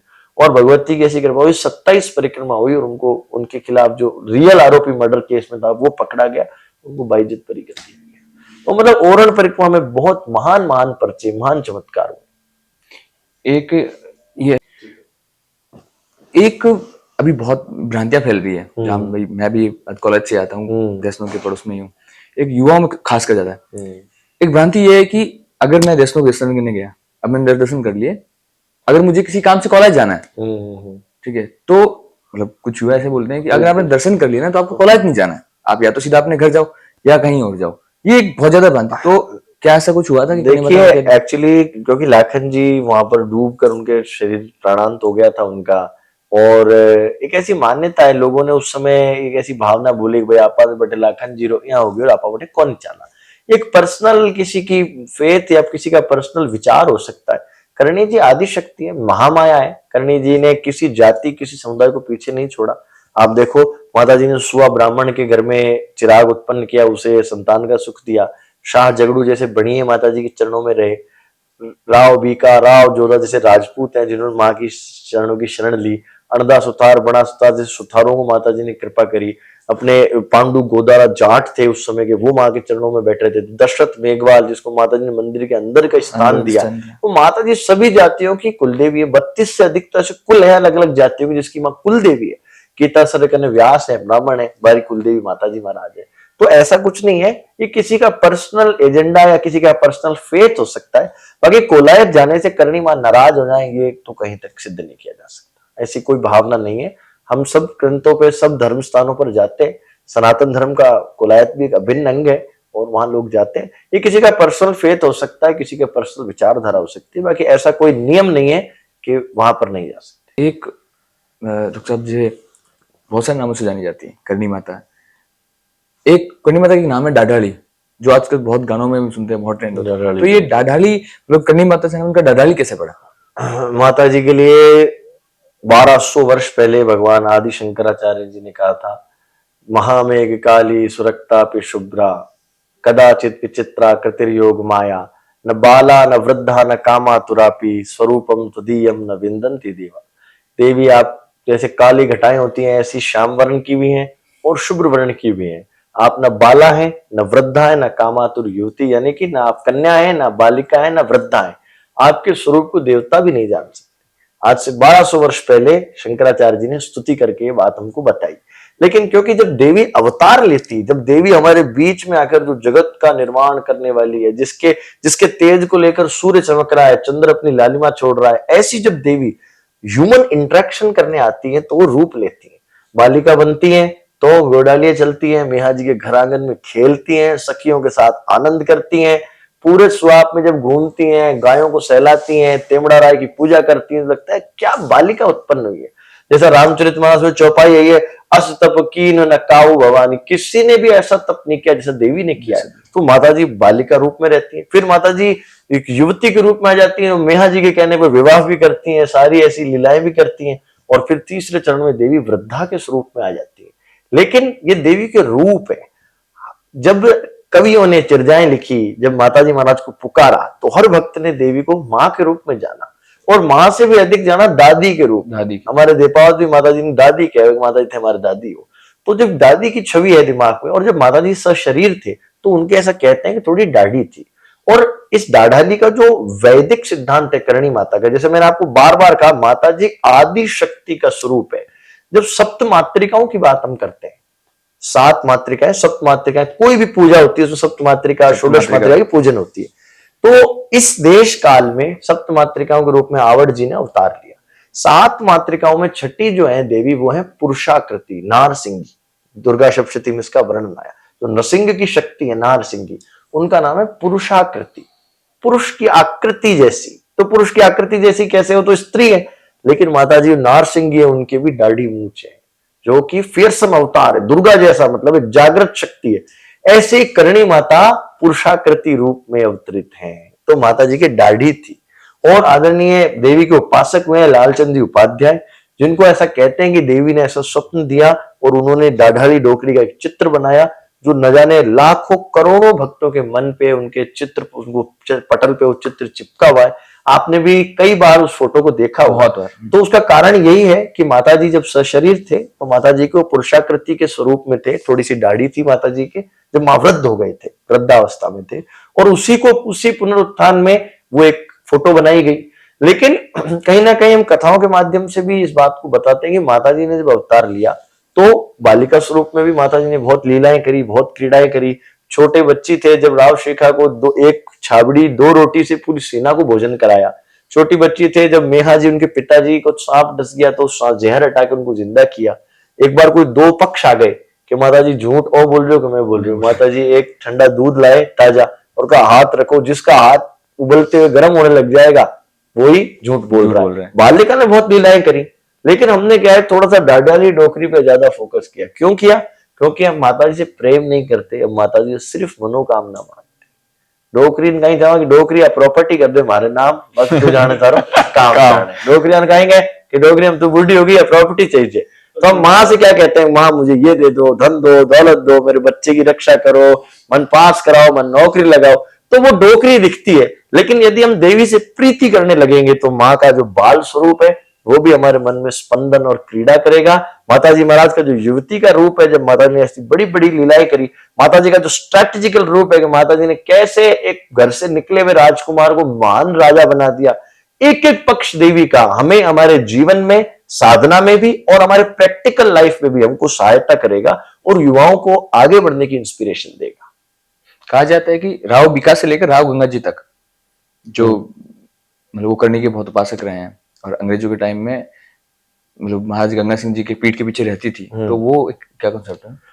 माताजी महाराज केवल बीका नहीं, उनके पिता राव जोधा, उनके पिता राव रिडमल, यानी कि आप सोचो कितनी पीढ़ियों से उपासना हो रही है देवी की। ये जोधपुर राजवंश से पहले मंडोर के राजा थे राव रिडमल, जिन्हें ये देशनोक जिन्होंने माताजी को समर्पित किया। तो वहां से ये लीनियज भक्ति का चला आ रहा है। और जैसे माता पिता की प्रॉपर्टी हमको सहर्ष मिलती है, ऐसे ही माँ बाप का किया पुण्य भी हमको प्राप्त होता है। इस बात को मैं आपके चैनल के माध्यम से युवाओं को बताना चाहता हूं कि हमने हमारे घर में जिस इष्ट को देखा है, जिस अमुक कुल में, परिवार में, वर्ण में, जाति में हमारा जन्म हुआ है, तो कोई ना कोई बड़े कैलकुलेशन है जिस कारण हम यहाँ जन्मे। और यदि हम उसी इष्ट की, उसी भगवती की उपासना करते हैं तो हमको वो पुराना पुण्य जो है वो तो हम इनहेरिट कर ही लेते हैं और नया कमाते हैं, कमाते। राव रिडमल बड़े राजा बने, उनको ये पूरा जांगड़ू का राजा बनाया गया, मंडोर तक सीमाएं बढ़ा ली। फिर जो क्षत्रिय है वो तो आपको पता है हथेली पे जान लेके निकलते हैं, तो देहांत हो गया। जो पुत्र राव जोधा भटकता रहा, और फिर 14 वर्ष बाद ऐसी संकल्पना हुई कि माँ के पास चलते हैं, जिसने हमारे पिताजी को तारा था वही हमको तारेगी। माँ ने जोधपुर का राज्य बसा कर दिया। फिर राव बीका, प्रारब्ध की गति है, कोई पिता और पुत्र में अनबन हो गई। कहा कि बोले, पिता ने कहा कि बोले तुम क्या जानो कैसे राज्य बसते हैं, तुम तो पैदा ही चांदी के चम्मच लेके हो। राव बीका भी खड़े हो गए दरबार में, कहा महाराज जिस करणी जी की कृपा से आपने राज्य पाया, उन करणी जी की कृपा यदि हम पे हो जाए, नया राज्य बसाना कौन सी बड़ी बात है, आपने भी तो माँ की कृपा से ही पाया है। तो गुस्सा हो गए महाराज, यार भरे दरबार में ऐसी बात हमसे कर रहा है। तो बोले तुम जानते नहीं हो। तो फिर राव बीका जी ने कहा, बोले नया राज्य बसा कर दिखाऊंगा माँ की कृपा से, और वहीं से हाथों हाथ निकल गए। जैसे थे वैसे भैरव जी की मूर्ति थी, भैरव जी की मूर्ति लेके तुरंत निकल गए, माँ की शरण में आए। माँ से क्या बोले, माँ मैं तो आ गया, मेरे को तो राज चाहिए, कैसे बनूंगा, कहाँ बनूंगा, सेना नहीं है, साधन नहीं है, स्ट्रेटेजी नहीं है, हथियार नहीं है, पैसे नहीं है, कुछ नहीं है, आप हो। और मुझे पता है आप चाहोगे ना तो सब हो जाएगा। बड़े प्रतापी राजा बन गए। उसी लिए जब गंगा सिंह जी हुए, तो मैं इस बात को बताना चाहता हूं कि जो राव बीका के अंदर भक्ति थी, उसी को जैसे आप मानोगे एक रिफ्लेक्शन, एक अपडेटेड वर्जन महाराज गंगा सिंह। आप समझना, गंगा सिंह इतने रॉयल व्यक्ति थे, अंग्रेजों में उनकी इतनी मान्यता थी, उनको इंपीरियल वॉर कैबिनेट ने पूरे भारत से एक आदमी को चुन के ले गए, इतना इतना उनकी स्थिति परिस्थिति थी। परंतु कहने का अर्थ क्या है, उनका जो इष्ट था बहुत प्रबल था। माता जी के दर्शन करे बिना तो बाहर जाते नहीं थे। वो किस्सा आपने सुना होगा कि एक बार सफेद काबे के दर्शन नहीं हुए तो उन्होंने तार था वाइसरॉय का, उनको फाड़ के फेंक दिया, उनको भाई दर्शन होंगे जब भी जाऊंगा। अब उनको भी चिंता थी कि यार अब आप कल गया को नहीं, अगले दिन 2 दिन 3 दिन बाद दर्शन हुए, बोले आज चलेंगे। तो उनका भाई आज क्या जवाब देंगे, आप आए क्यों नहीं वाइसरॉय। तो जैसे ही गंगा सिंह जी पहुंचे, वाइसरॉय ने हाथ मिलाया, मैं बहुत खुश हूं कि आप उस दिन नहीं आए, वो जहाज डूब गए थे, अगर आप उस दिन आते तो डूब जाते आप। ऐसे प्रत्यक्ष परिचय गंगा सिंह जी ने देखे। और जो अंग्रेजों वाली बात है वो बहुत ही, जब लंदन गए हुए थे, बहुत ही बड़ा पर्चा है ये, और कथाओं में भी इसको हम लेकर चलते हैं। जब गंगा सिंह जी एक बार लंदन गए हुए थे और शाम को पार्टी होती थी अंग्रेजों की वहां पर, और कई रियासतों के राजा आए रहते थे कई, और क्योंकि आप जानते हैं ब्रिटेन का सूरज कभी अस्त नहीं होता था, कहीं ना कहीं उगा ही रहता था।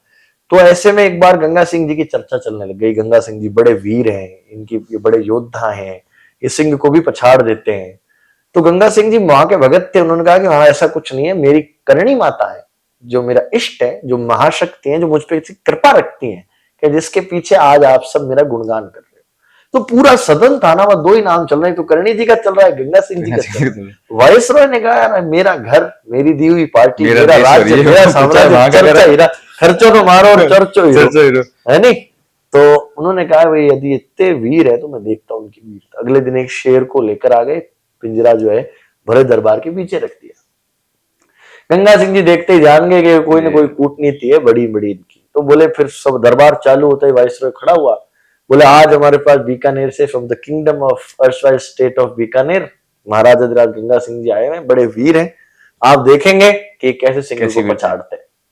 और इनकी एक देवी है जो इन पर कृपा करती है। गंगा सिंह जी के माता जी खाली मारो ही नाम हो तो जैसे इन बात है, इष्ट की बात हो रहा है कि इनकी एक देवी है, वो उनका चमत्कार भी देखना।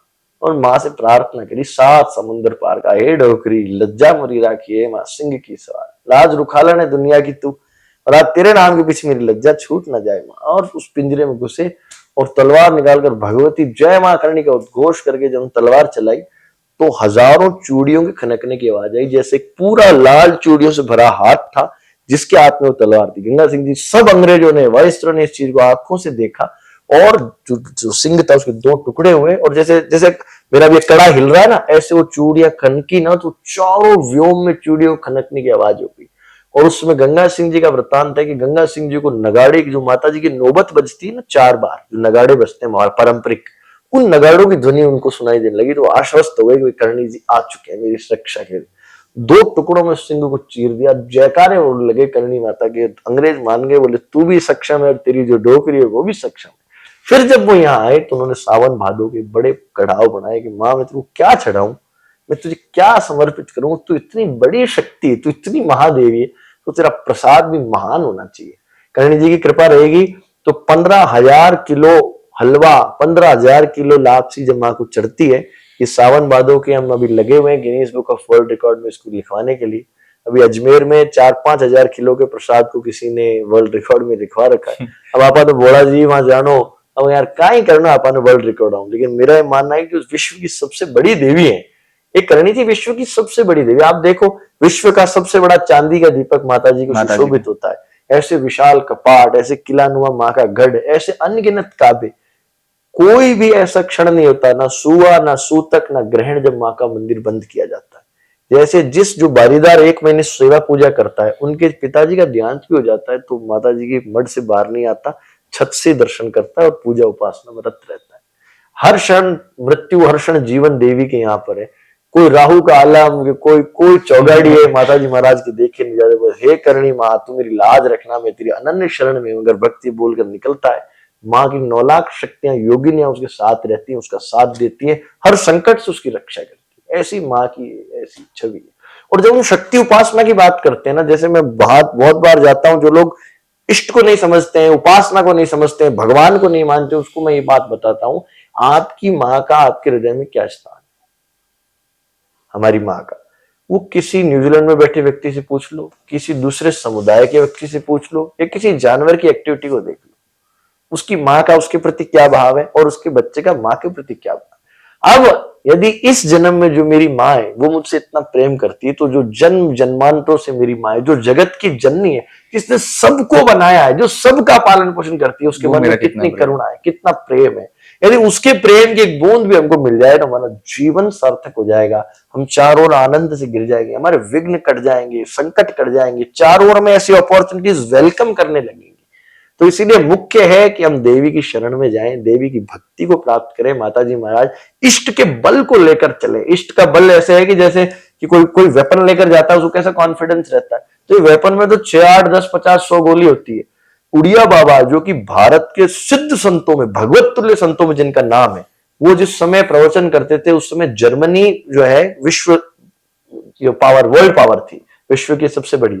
आज अमेरिका वर्ल्ड पावर कहते हैं, उस समय जर्मनी। और उनका कोटेड मैं आपको बता रहा हूं, उन्होंने कहा कि जर्मनी का तोप का गोला है वो तो एक डिस्टेंस तक ही जाएगा, लेकिन जो मंत्र है दुर्गा सप्तशती की, जो देवी की उपासना है, वो अगर करे तो उसकी कोई सीमा नहीं है। ऐसा उन्होंने बताया कि उस समय उदाहरण दिया। तो हमें समझना पड़ेगा कि उपासना का बल क्या है, हमें जानना हो उपासना के प्रकार कैसे और कैसे हम हमारी डे टू डे एक्टिविटीज में। जैसे मुझसे बहुत लोग ये बात पूछते हैं और मैं बहुत लोगों की बात बताता हूं। एक विद्यार्थी, आप भी एक विद्यार्थी, मैं भी एक विद्यार्थी। आपने, आप बहुत इंटेलिजेंट हैं, आपने अपनी पढ़ाई शुरू करी, मैंने भी अपनी पढ़ाई शुरू करी। आप पढ़ाई करने से पहले गाने सुन रहे थे या कोई मूवी देख रहे थे या इंस्टाग्राम कर रहे थे, अब आपने पढ़ाई शुरू कर ली। मैं प्रातःकाल उठकर मेरे इष्ट को नमन कर जब मैं आया तो मैंने कहा, हे गणेश जी महाराज, आप बुद्धि के देवता है, हे सरस्वती माँ आप विद्या की देवी है, सरस्वती नमस्तुभ्यम वरदे काम रूपिणी विद्यारंभम करिष्यामि सिद्धिर्भवतु मे सदा। हे देवी आप विद्या की स्वरूपिणी है, आपका नाम लेके मैं मेरी विद्या को आरंभ कर रहा हूं, मुझे सिद्धि प्रदान करना। आप में और मेरे में इतना बड़ा अंतर आ गया ना, क्योंकि आप अपनी बुद्धि, अपनी क्षमता और अपनी किताबों पर निर्भर रह गए, और मैंने जो विद्या की देवी है, जो विद्या का तत्व है, इसलिए कहा सरस्वती महाभागे विद्ये कमल लोचने विद्या रूपे विशालाक्षी विद्याम देही नमोस्तुते। तो जो विद्यार्थी सरस्वती की पूजा कर कर स्कूल जाएगा या विद्या अध्ययन करेगा, आई कैन गारंटी यू कि उसके concepts, I can guarantee you कि उसको जितना समझ आएगा, जितना वो रिप्रोड्यूस कर सकेगा, उसका लेवल अलग होगा, क्योंकि वो सिर्फ रटने के लिए नहीं पढ़ेगा, उसको एक्चुअल में ज्ञान होगा। हमारे चौपाई आई ने, गुरु ग्रह पढ़न गए रघुराई अल्पकाल विद्या सब आई। और देवी की कृपा हो जाएगी तो अल्पकाल में विद्या मिल जाएगी। अल्पकाल जो चीजें समझ नहीं आती वो हमें समझ आने लगेगी। ऐसे ही जो बड़े बड़े बिजनेसमैन है, आज आप और मैं तो पता नहीं लक्ष्मी जी का नाम लेते कि नहीं लेते, लेकिन 5,000 10,000 करोड़ के आदमी सुबह लक्ष्मी जी की अगरबत्ती फेरते हैं, वो महालक्ष्मी नमः महालक्ष्मी, वो जानते हैं ये धन की देवी है।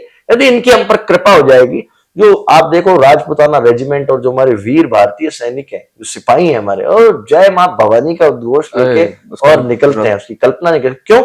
इसलिए समझना डिफरेंट एस्पेक्ट्स ऑफ देवी है। एक ये जो देवी है सौम्य स्वरूपा है, ये सद्गुणों की, सत्व गुण की देवी। लक्ष्मी है जो राज राजेश्वरी है, हाथी तो चौर डोला रहे हैं, श्वेत हाथी माता जी का अभिषेक कर रहे हैं, सोने गहने, ये राज। और दुर्गा वो रक्षा, वो काली जो रक्षा करती है, जो तमोगुण का स्वरूप धारण करती है, जो दैत्यों का संहार करती है और बालकों की रक्षा करती है। तो डिफरेंट एस्पेक्ट्स को जो हम साथ लेकर चलते हैं, तुम्हारी डे टू डे लाइफ में परिवर्तन आता है। And I can guarantee you कि within a frame of 20 days, आज मातृ शक्तियों से हम कहते हैं कि जब आप खाना बनाने जाओ, रसोई में अन्नपूर्णा की एक फोटो रखो। शिवजी जिनके सामने हाथ फैलाकर भिक्षा मांगते और माता जी अन्नपूर्णा देती, ऐसी अन्नपूर्णा की फोटो हमारे यहाँ रहे।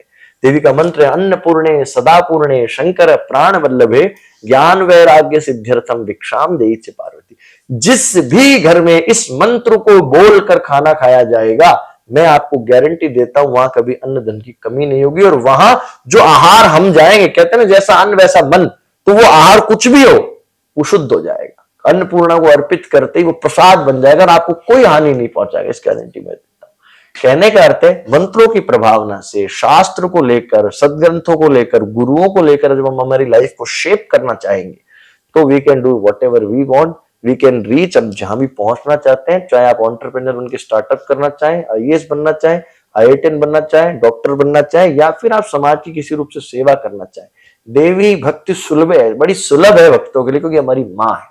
इसे माँ को समझकर, माँ मानकर इनकी पूजा की जाएगी तो ये देवी हम पर सबसे जल्दी रीझ जाएंगे और इनकी कृपा हो जाएगी, सारे देवी सारी देवताएं हम पर कृपा करेंगे। आप अभी जब बात कर रहे थे विद्या के बारे में, तो विद्या से मेरे को जब याद आता है, जब हम पूर्वज सुनते हैं या जैसे पढ़ा है कि भारत एक टाइम में विद्या में सर्वोपरि था, मतलब कि ऐसी ऐसी महान यूनिवर्सिटीज थी जिसमें पूरी दुनिया आके पढ़ाई करती थी। और अब अगर हम विद्या की बात करें तो उसकी विद्या में और इसकी विद्या में बहुत डिफरेंस है, क्योंकि अब तो विद्या कुछ रही नहीं, सब बिजनेस स्कूल्स हैं, वो सारे एक तरह से बिजनेस बन गए। उस टाइम की विद्या जो गुरुकुल में दी जाती थी या गुरुओं द्वारा दी जाती थी, उसमें आप साइंस ले लो, एस्ट्रोलॉजी ले लो, सब चीज पढ़ाई जाती थी। आज सिर्फ बड़े बड़े बैग और पोथे में लग जाता है।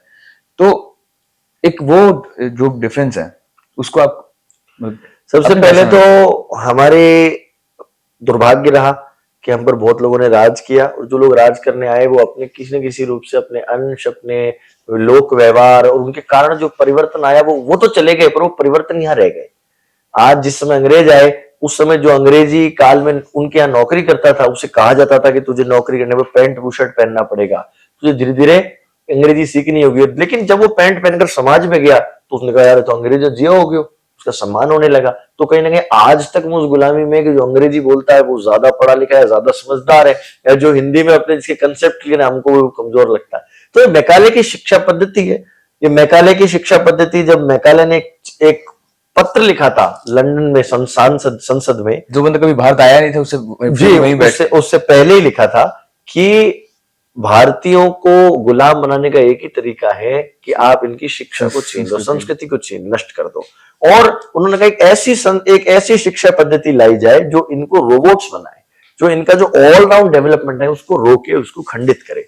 अब हमारी प्रॉब्लम है कि ये जो आपने बात कही, सबसे पहले तो हमारे माँ बापों को, जो माता पिता है जिनके छोटे छोटे बच्चे स्कूल जा रहे हैं, आप जाएंगे, सबसे पहला फैसला तो उन्हें करना पड़ेगा कि वो चाहते क्या है। वो एक ऊर्ध्वमुखी पर्सनैलिटी, विवेकानंद जी, महाराणा प्रताप जैसे व्यक्ति अपने संतान को देखना चाहते हैं, या वो देखना चाहते हैं किसी बड़ी कंपनी में नौकरी लग जाए, फ्लैट खरीद ले और किसी अच्छी सी जगह पर जाकर कोई अच्छी सी गाड़ी खरीद ले।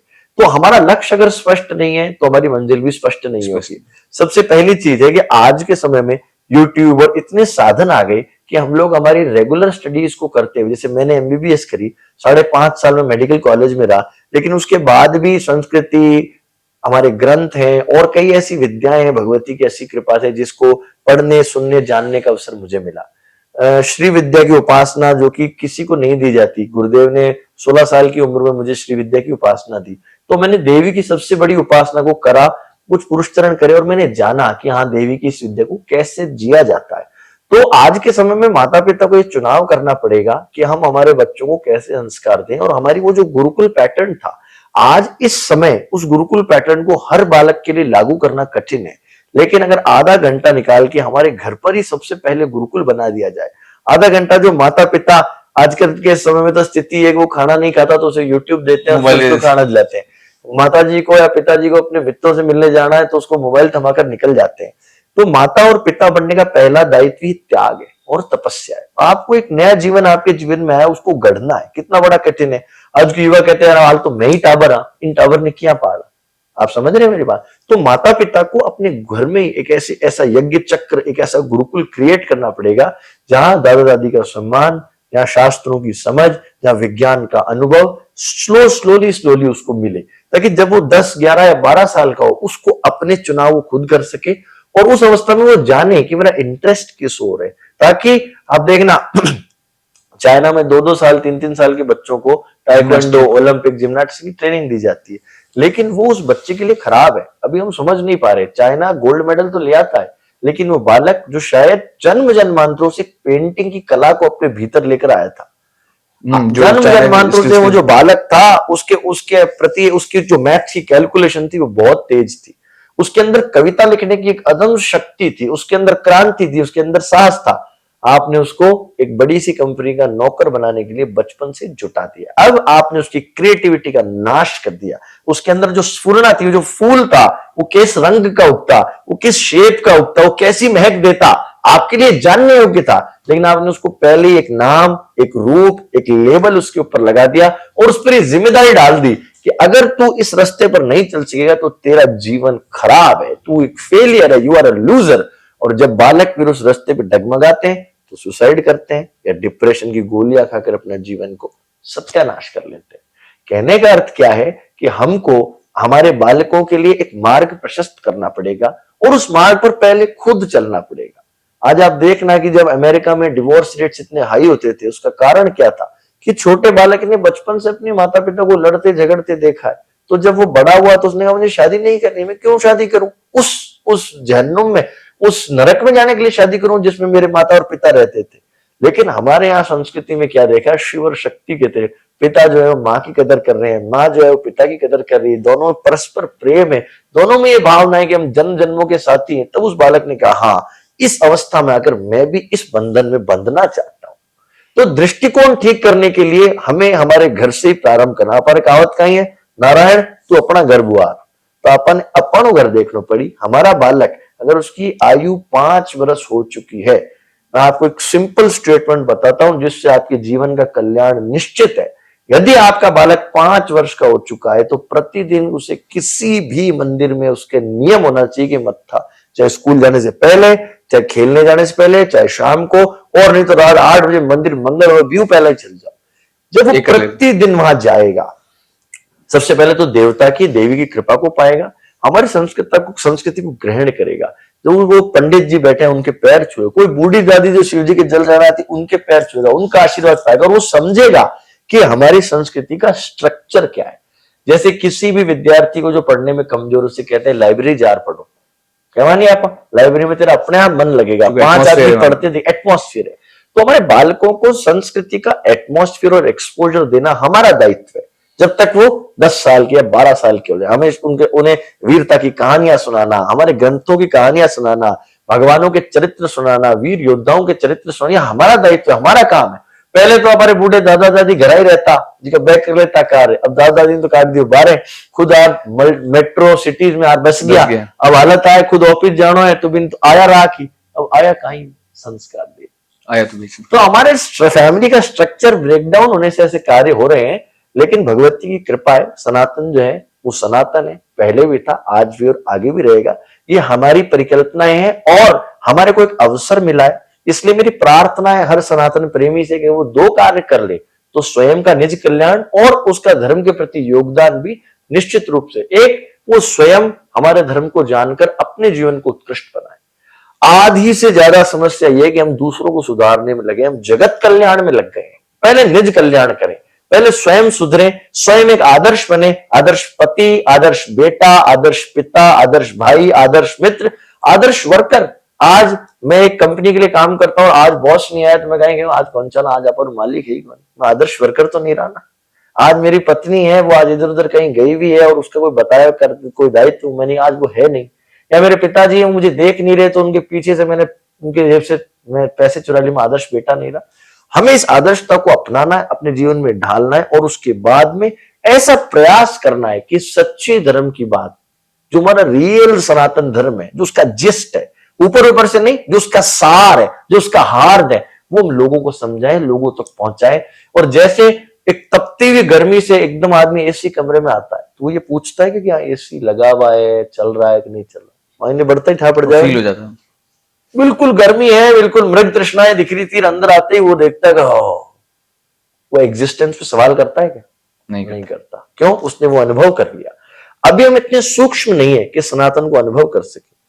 सनातन धर्म की किताबों में लिख दिया देवी पर्वतों में तुम हो, पेड़ों में भी हो, जल में हो, थल में हो, आकाश में हो, वायु में हो, मैं तो नहीं देख पा रहा क्योंकि मेरा मन उतना सेंसिटिव नहीं है, मेरे मन पे बहुत धूल मिट्टी है।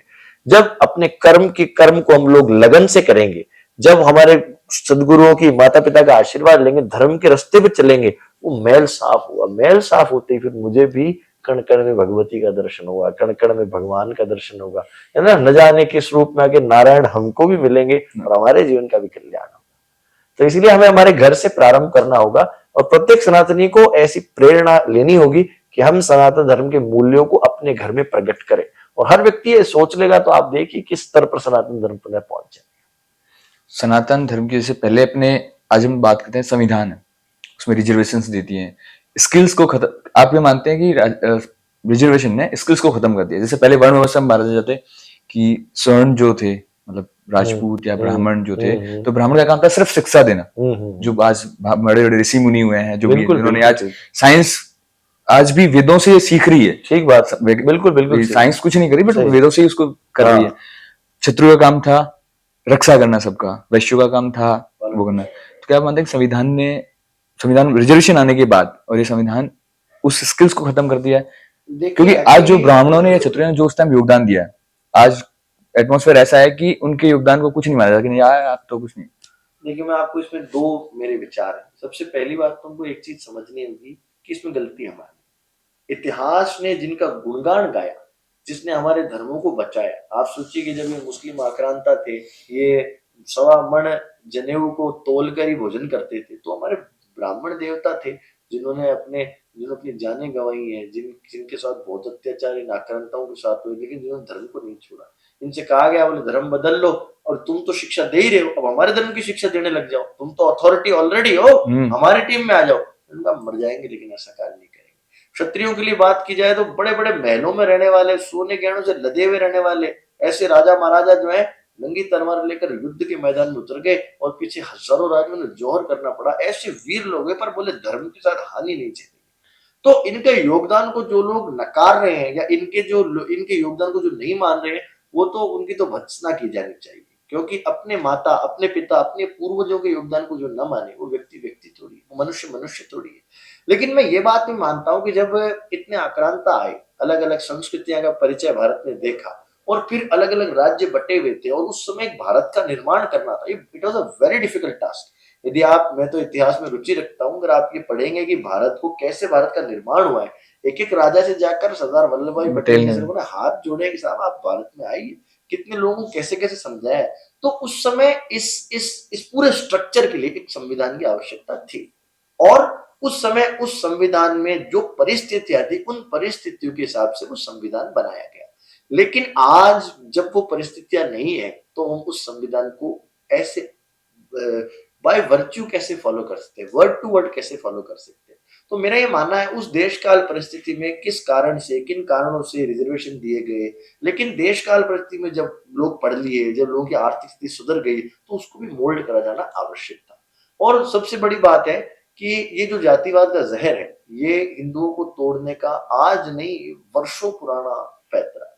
और दुख की बात है कि हिंदू आज भी आंखें मूंद के सो रहा है। अभी मैं एक दिन कहीं रोड पर जा रहा था, एक टैक्सी के पीछे लिखा हुआ था, मेरे दिल पे अंकित हो गया, कृपया हॉर्न ना बजाएं, हिंदू सो रहा है। तो वास्तविकता यह है कि हिंदू सो रहा है, और हिंदू हर उस छलावे में आने के लिए तैयार है। एक राजपूत को कह दो तू राजपूत है, तू क्षत्रिय है, तेरे ऐसे पूर्वज थे, तू इससे इस बात पे विवाद कर ले, वो व्यक्ति विवाद करता है, और कहीं ना कहीं हमारे बीच में वैमनस्य फैलता है। तो आज की जो नीड है, जैसे मैंने आपको कहा पहले की नीड अलग थी, आज की नीड ये है कि हम सनातन धर्मी, हम एक हैं, हम हिंदू है, तन हिंदू मन हिंदू, अटल जी की कविता मुझे याद आ रही है, रग रग हिंदू है हमारी, हम देवी देवताओं के उपासक हैं। और जैसा मैंने आपको पहले कहा कि हो सकता है किसी देश काल परिस्थिति में कुछ गलतियां हुई हो, हमसे हुई हो, हमारे समाज से हुई हो, कुछ ऐसी चीजें, पर्दा प्रथा है, आज मुगल आए, पहले कोई पर्दा प्रथा नहीं थी, मुगल आए और अपहरण होने लगे कन्याओं के, मातृशक्तियों के, तब मजबूरन में पर्दा प्रथा की परंपरा चालू करनी पड़ी। धीरे धीरे ये प्रथा ईगो से जुड़ गई, हमारे सामने मुंडो क्या उगाड़ दी, हमारे सामने घूंघटों को निकली, ऐसी एक ऐसी त्रुटियां आ गई, ऐसी कुरीतियां आ गई। तो देश काल परिस्थिति में कुछ डिसीजंस लिए गए, देश काल परिस्थिति में उन डिसीजंस को वापस लेना भी जरूरी है। बाकी ये जो देश के मुद्दे हैं कि बहुत मोदी जी, अमित शाह जी, बहुत बड़े बड़े लोग हैं, वो सोच रहे हैं, तो मुझे पूर्ण विश्वास है तो भगवती ने जिन उपासना करने वाले लोगों को ये जिम्मेदारी दी। अगर उपासना का बल नहीं होता तो मैं नहीं कहना मैं किसी पार्टी विशेष से जुड़ा हुआ हूँ, ना मैं किसी व्यक्ति विशेष से जुड़ा हूं, लेकिन जो उपासक है, आज मुझे याद है प्रथम बार मोदी जी ने प्रधानमंत्री की शपथ लेकर जब यूएस गए थे, उस समय नवरात्रि चल रही थी, और व्हाइट हाउस में जो डिनर टेबल है वो इतनी विशाल है कि हम कल्पना नहीं कर सकते। और उसी व्हाइट हाउस के बाहर आज से 20-25 साल पहले मोदी जी ने फोटो खिंचाई थी, जब किसी ने अंदर भी नहीं घुसने दिया होगा, लेकिन जब उस टेबल पे बैठे उन्होंने कहा मैं सिर्फ नींबू पानी पीता हूँ, तो अमेरिका का राष्ट्रपति भी दीवाना हो गया कि क्यों, बोले मेरी देवी की नवरात्रि चल रही है। तो जो ऐसे देवी का उपासक है, जो देवी का बल लेकर चल रहे हैं, माँ उनका मार्ग प्रशस्त करेगी और हिंदू जागेगा। हिंदू इस जातिवाद के जहर को अपनी नसों से भी निकालेगा और आने वाली पीढ़ियों को भी इस बात के लिए जागरूक करेगा कि हम सनातन प्रेमियों के लिए हमेशा खड़े रहे। अपनी जाति, अपना वर्ण हमें गर्व है, लेकिन सबसे पहले हम हिंदू हैं और अंतिम सांस तक हम हिंदू हैं। और हिंदू सनातन धर्म, इसके उत्थान के लिए हमारा रोम रोम ऋणी है और हम एक एक व्यक्ति, ये हमारी रिस्पॉन्सिबिलिटी, ये हमारा दायित्व है। We are accountable for this, to take this सोने की चिड़िया उस लेवल पर जहां वो थी। एक एक व्यक्ति का ऐसी रिस्पॉन्सिबिलिटी है, वो उत्तराधिकारी है इस चीज के, उत्तरदायी है इस चीज के प्रति कि हमारा क्या योगदान है सनातन धर्म को ऊपर रहना। देखो तो ब्रिटेन का जो प्रधानमंत्री है, जहाँ पर पहले लिखा होता है dogs and Indians are not allowed, सही बात है। वहां पर एक इंडियन उन्हीं डॉग्स के साथ अंदर बैठा है बिल्कुल, उनके साथ, और बिल्कुल। वो भी हिंदू को अपने गर्व से बताता है। जी। और जहाँ तक देखा है, हिंदुओं की बहुत अच्छी रिफ्लेक्शन पूरी दुनिया में बन रही है धीरे धीरे, और हर कोई देश है धीरे सनातन से कन्वर्ट होता है। आप भारत को अगले 10 सालों में इन लोगों के नेतृत्व में आप कहाँ देखते हैं? विश्व गुरु के रूप में जहां हम थे, 10 वर्ष यदि सारे सनातन प्रेमी तन मन से लग जाएं, जैसा मैंने कहा, सनातन धर्म के बताए मूल्यों पे चलने लग जाएं और सनातन धर्म के प्रत्येक व्यक्ति को, जो हमारी जो मानवता को मानव मानकर साथ लेने लग जाएं, तो 10 वर्ष में इस ग्लोबलाइजेशन के इस दौर में आप देखेंगे कि हमारे पूरा विश्व जो है भारत को पुनः विश्व गुरु घोषित कर देगा, उद्घोष कर देगा कि हम मान गए कि भारत ही है जिसने हमको सब कुछ सिखाया और आज हमारे पास जो भी वो भारत की देन। आज आप देखिए ये जो बड़े बड़े इन्फ्लुएंशियल लोग, चाहे मोदी जी हैं, चाहे यूके के प्रधानमंत्री जी हैं, कोई भी व्यक्ति जब अपने धर्म को कैरी करते हैं तो हमारे युवा को इंस्पिरेशन मिलती है, उसे साहस मिलता है कि जब इस पद पर आकर, इस लेवल पर आकर ये व्यक्ति गर्व के साथ मंदिर में जाता है, अपने धर्म की बात कहता है, हाथ जोड़ता है, संस्कृति और साथ में इस जीवन को पैदल जीता है। जब मैं कथाएं करने जाता हूं, भगवती कृपा से युवा मुझसे इसीलिए जुड़ते हैं कि एक डॉक्टर होते हुए भी आप माता जी की कथा करते हैं, कैसे जीवन को, मैं गृहस्थ हूँ, मेरी धर्मपत्नी है, वो भी डॉक्टर हैं, तो गृहस्थ धर्म को भी जी रहे हैं और कैसे कथा करें, क्योंकि लोगों को क्या लगता है कथा करे तो बाबा बन गया, है ना। कहने का अर्थ क्या है, जब ऐसे इन्फ्लुएंशियल लोग गर्व के साथ सनातन धर्म के मूल्यों पर चलेंगे, सनातन धर्म को साथ लेकर चलेंगे, हर भारतीय रेजोनेट करेगा। इस चीज को समझना, एक रिदम है हमारे बीच में, जब वो रिदम कनेक्टेड हो जाएगी और हम 80 करोड़ 100 करोड़ हिंदू जब उद्घोष जय श्री राम का, जय मां करनी का लगाएंगे, पूरा विश्व जो है नतमस्तक हो जाएगा हमारे सामने। बस हमें एकजुट होने की जरूरत है। राम जी का मंदिर बन रहा है, भाई जरूरी तो उसका इनोवेशन ये आप समझ लीजिए कि राम जी का जो मंदिर है, ये पुनः विश्व गुरु बनने की पहली सीढ़ी है, जिसमें हम भारतीय आकर खड़े हो चुके हैं। और अब भगवान राम की कृपा से जल्दी जल्दी, अभी तो भगवान राम को हमने बहुत इंतजार करा दिया, अब राम जी पधार गए हैं, तो मुझे विश्वास है कि अब जल्दी जल्दी सीढ़ी हम लोग चलेंगे। तो राम जी ही है खाली है, या जैसे कहती है कि अयोध्या तो झांकी है? भगवती की कृपा रहेगी काशी और तो मैं तो मथुरा कहता हूँ पूरे विश्व में, अभी न्यूजीलैंड में 100 फीट का शिवलिंग निकला है, धीरे धीरे आप देखोगे तो वहां भी हमारे बीकानेर कोई पुष्कर ब्राह्मण है, उनको भेजेंगे कि बटे रुद्री कराओ। और पूरे विश्व में जो है माता जी की कृपा से जो है, जहां जहां सनातन ने अपनी छाप छोड़ी, वहां वहां सनातन धर्म का उत्थान होगा। केवल भारत में नहीं, पूरे विश्व में आप देखेंगे सनातन की एक दिव्य झांकी देखेंगे। और जब मैं पूरे विश्व की बात कर रहा हूं, तो जो हमारे आस्था के केंद्र हैं, जहां हमारे भगवान ने ऐसी लीलाएं, ऐसी क्रीड़ाएं करी हैं, आपका और हमारा बहुत सौभाग्य होने वाला है कि हम इस जनरेशन में पैदा हुए हैं, कि हमने केवल सपना नहीं देखा, बल्कि अपने सपनों को साकार होते देखेंगे। और इन बड़े बड़े मंदिरों में, कभी अहिल्याबाई होलकर ने जैसे काशी विश्वनाथ को बनाया, आज मोदी जी ने, आज हमारी भारत सरकार ने उसका इतना अच्छा कॉरिडोर बनाया, जब उसमें जाते हैं तो गर्व की अनुभूति होती है। इसीलिए आप देखेंगे कि पूरे विश्व में सनातन धर्म की पताका इसी प्रकार और फैलती जाएगी। और हमारे सनातन प्रेमी जो है, वो भगवान की कृपा को पाकर in every aspect of life growth करेंगे। आप मोदी जी को कैसे देखते? एक नॉर्मल इंसान, राजनेता, या एक देवी के उपासक? देवी की उपासना से कोई भी कार्य सिद्ध किया जा सकता है। और उन्होंने अपनी उपासना के बल को भारत माँ की सेवा के लिए, भारतीय जनता की सेवा के लिए लगा दिया। धर्म और जाति को छोड़कर समस्त भारतीयों के लिए उन्होंने अपनी शक्ति को लगा दिया। इसके लिए मैं उनका आभारी हूँ। बाकी उनके अंदर जो शक्ति है, वो उपासना की शक्ति है। और मैं युवाओं से कहता हूं, ऐसे ही कोई चाय वाला प्रधानमंत्री नहीं बन जाता, बहुत चाय वाले होंगे। इस चाय वाले ने कुछ ऐसा कार्य किया है इसीलिए उपासना के बल से कोई मुझे कहता है कि भाई आपकी पूजा पाठ करने से आप थोड़ी आपका सिलेक्शन थोड़ी हो जाएगा, आपको पढ़ाई तो करनी पड़ेगी। इस बात को समझना, पूजा पाठ करने से हमें माँ मार्ग देती है, उस मार्ग पे चलने की शक्ति देती है, उस मार्ग में जो रुकावटें आती है उन रुकावटों को हटाती है। और जब हम कहीं थक जाते हैं तो हमको अपनी गोद में सुलाकर थोड़ी देर नींद लेके वापस तैयार कर वापस अग्रसर करती है। तो चलना तो हमें पड़ेगा। हम, मैं तो करणी माँ का उपासक हूँ, माँ का तो नाम ही करणी है, करने वालों की देवी है। जो आपके हाथ धर के बैठेंगे उनके लिए कुछ नहीं करेगी, करने वालों की देवी है। लेकिन करेंगे पर माँ तेरी शक्ति से, हमारे में कहाँ सामर्थ्य है। लेकिन तू यदि हम पर कृपा करे, क्या ना, मूक हो वाचाल पंगु चढ़े गिरवर गह।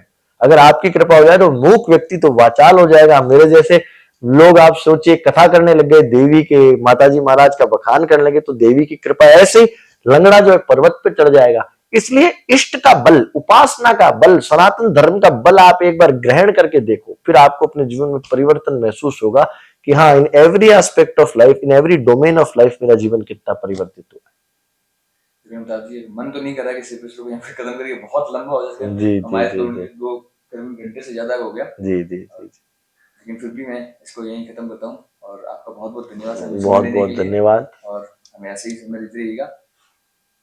जय माँ करणी, जय जय माँ करणी।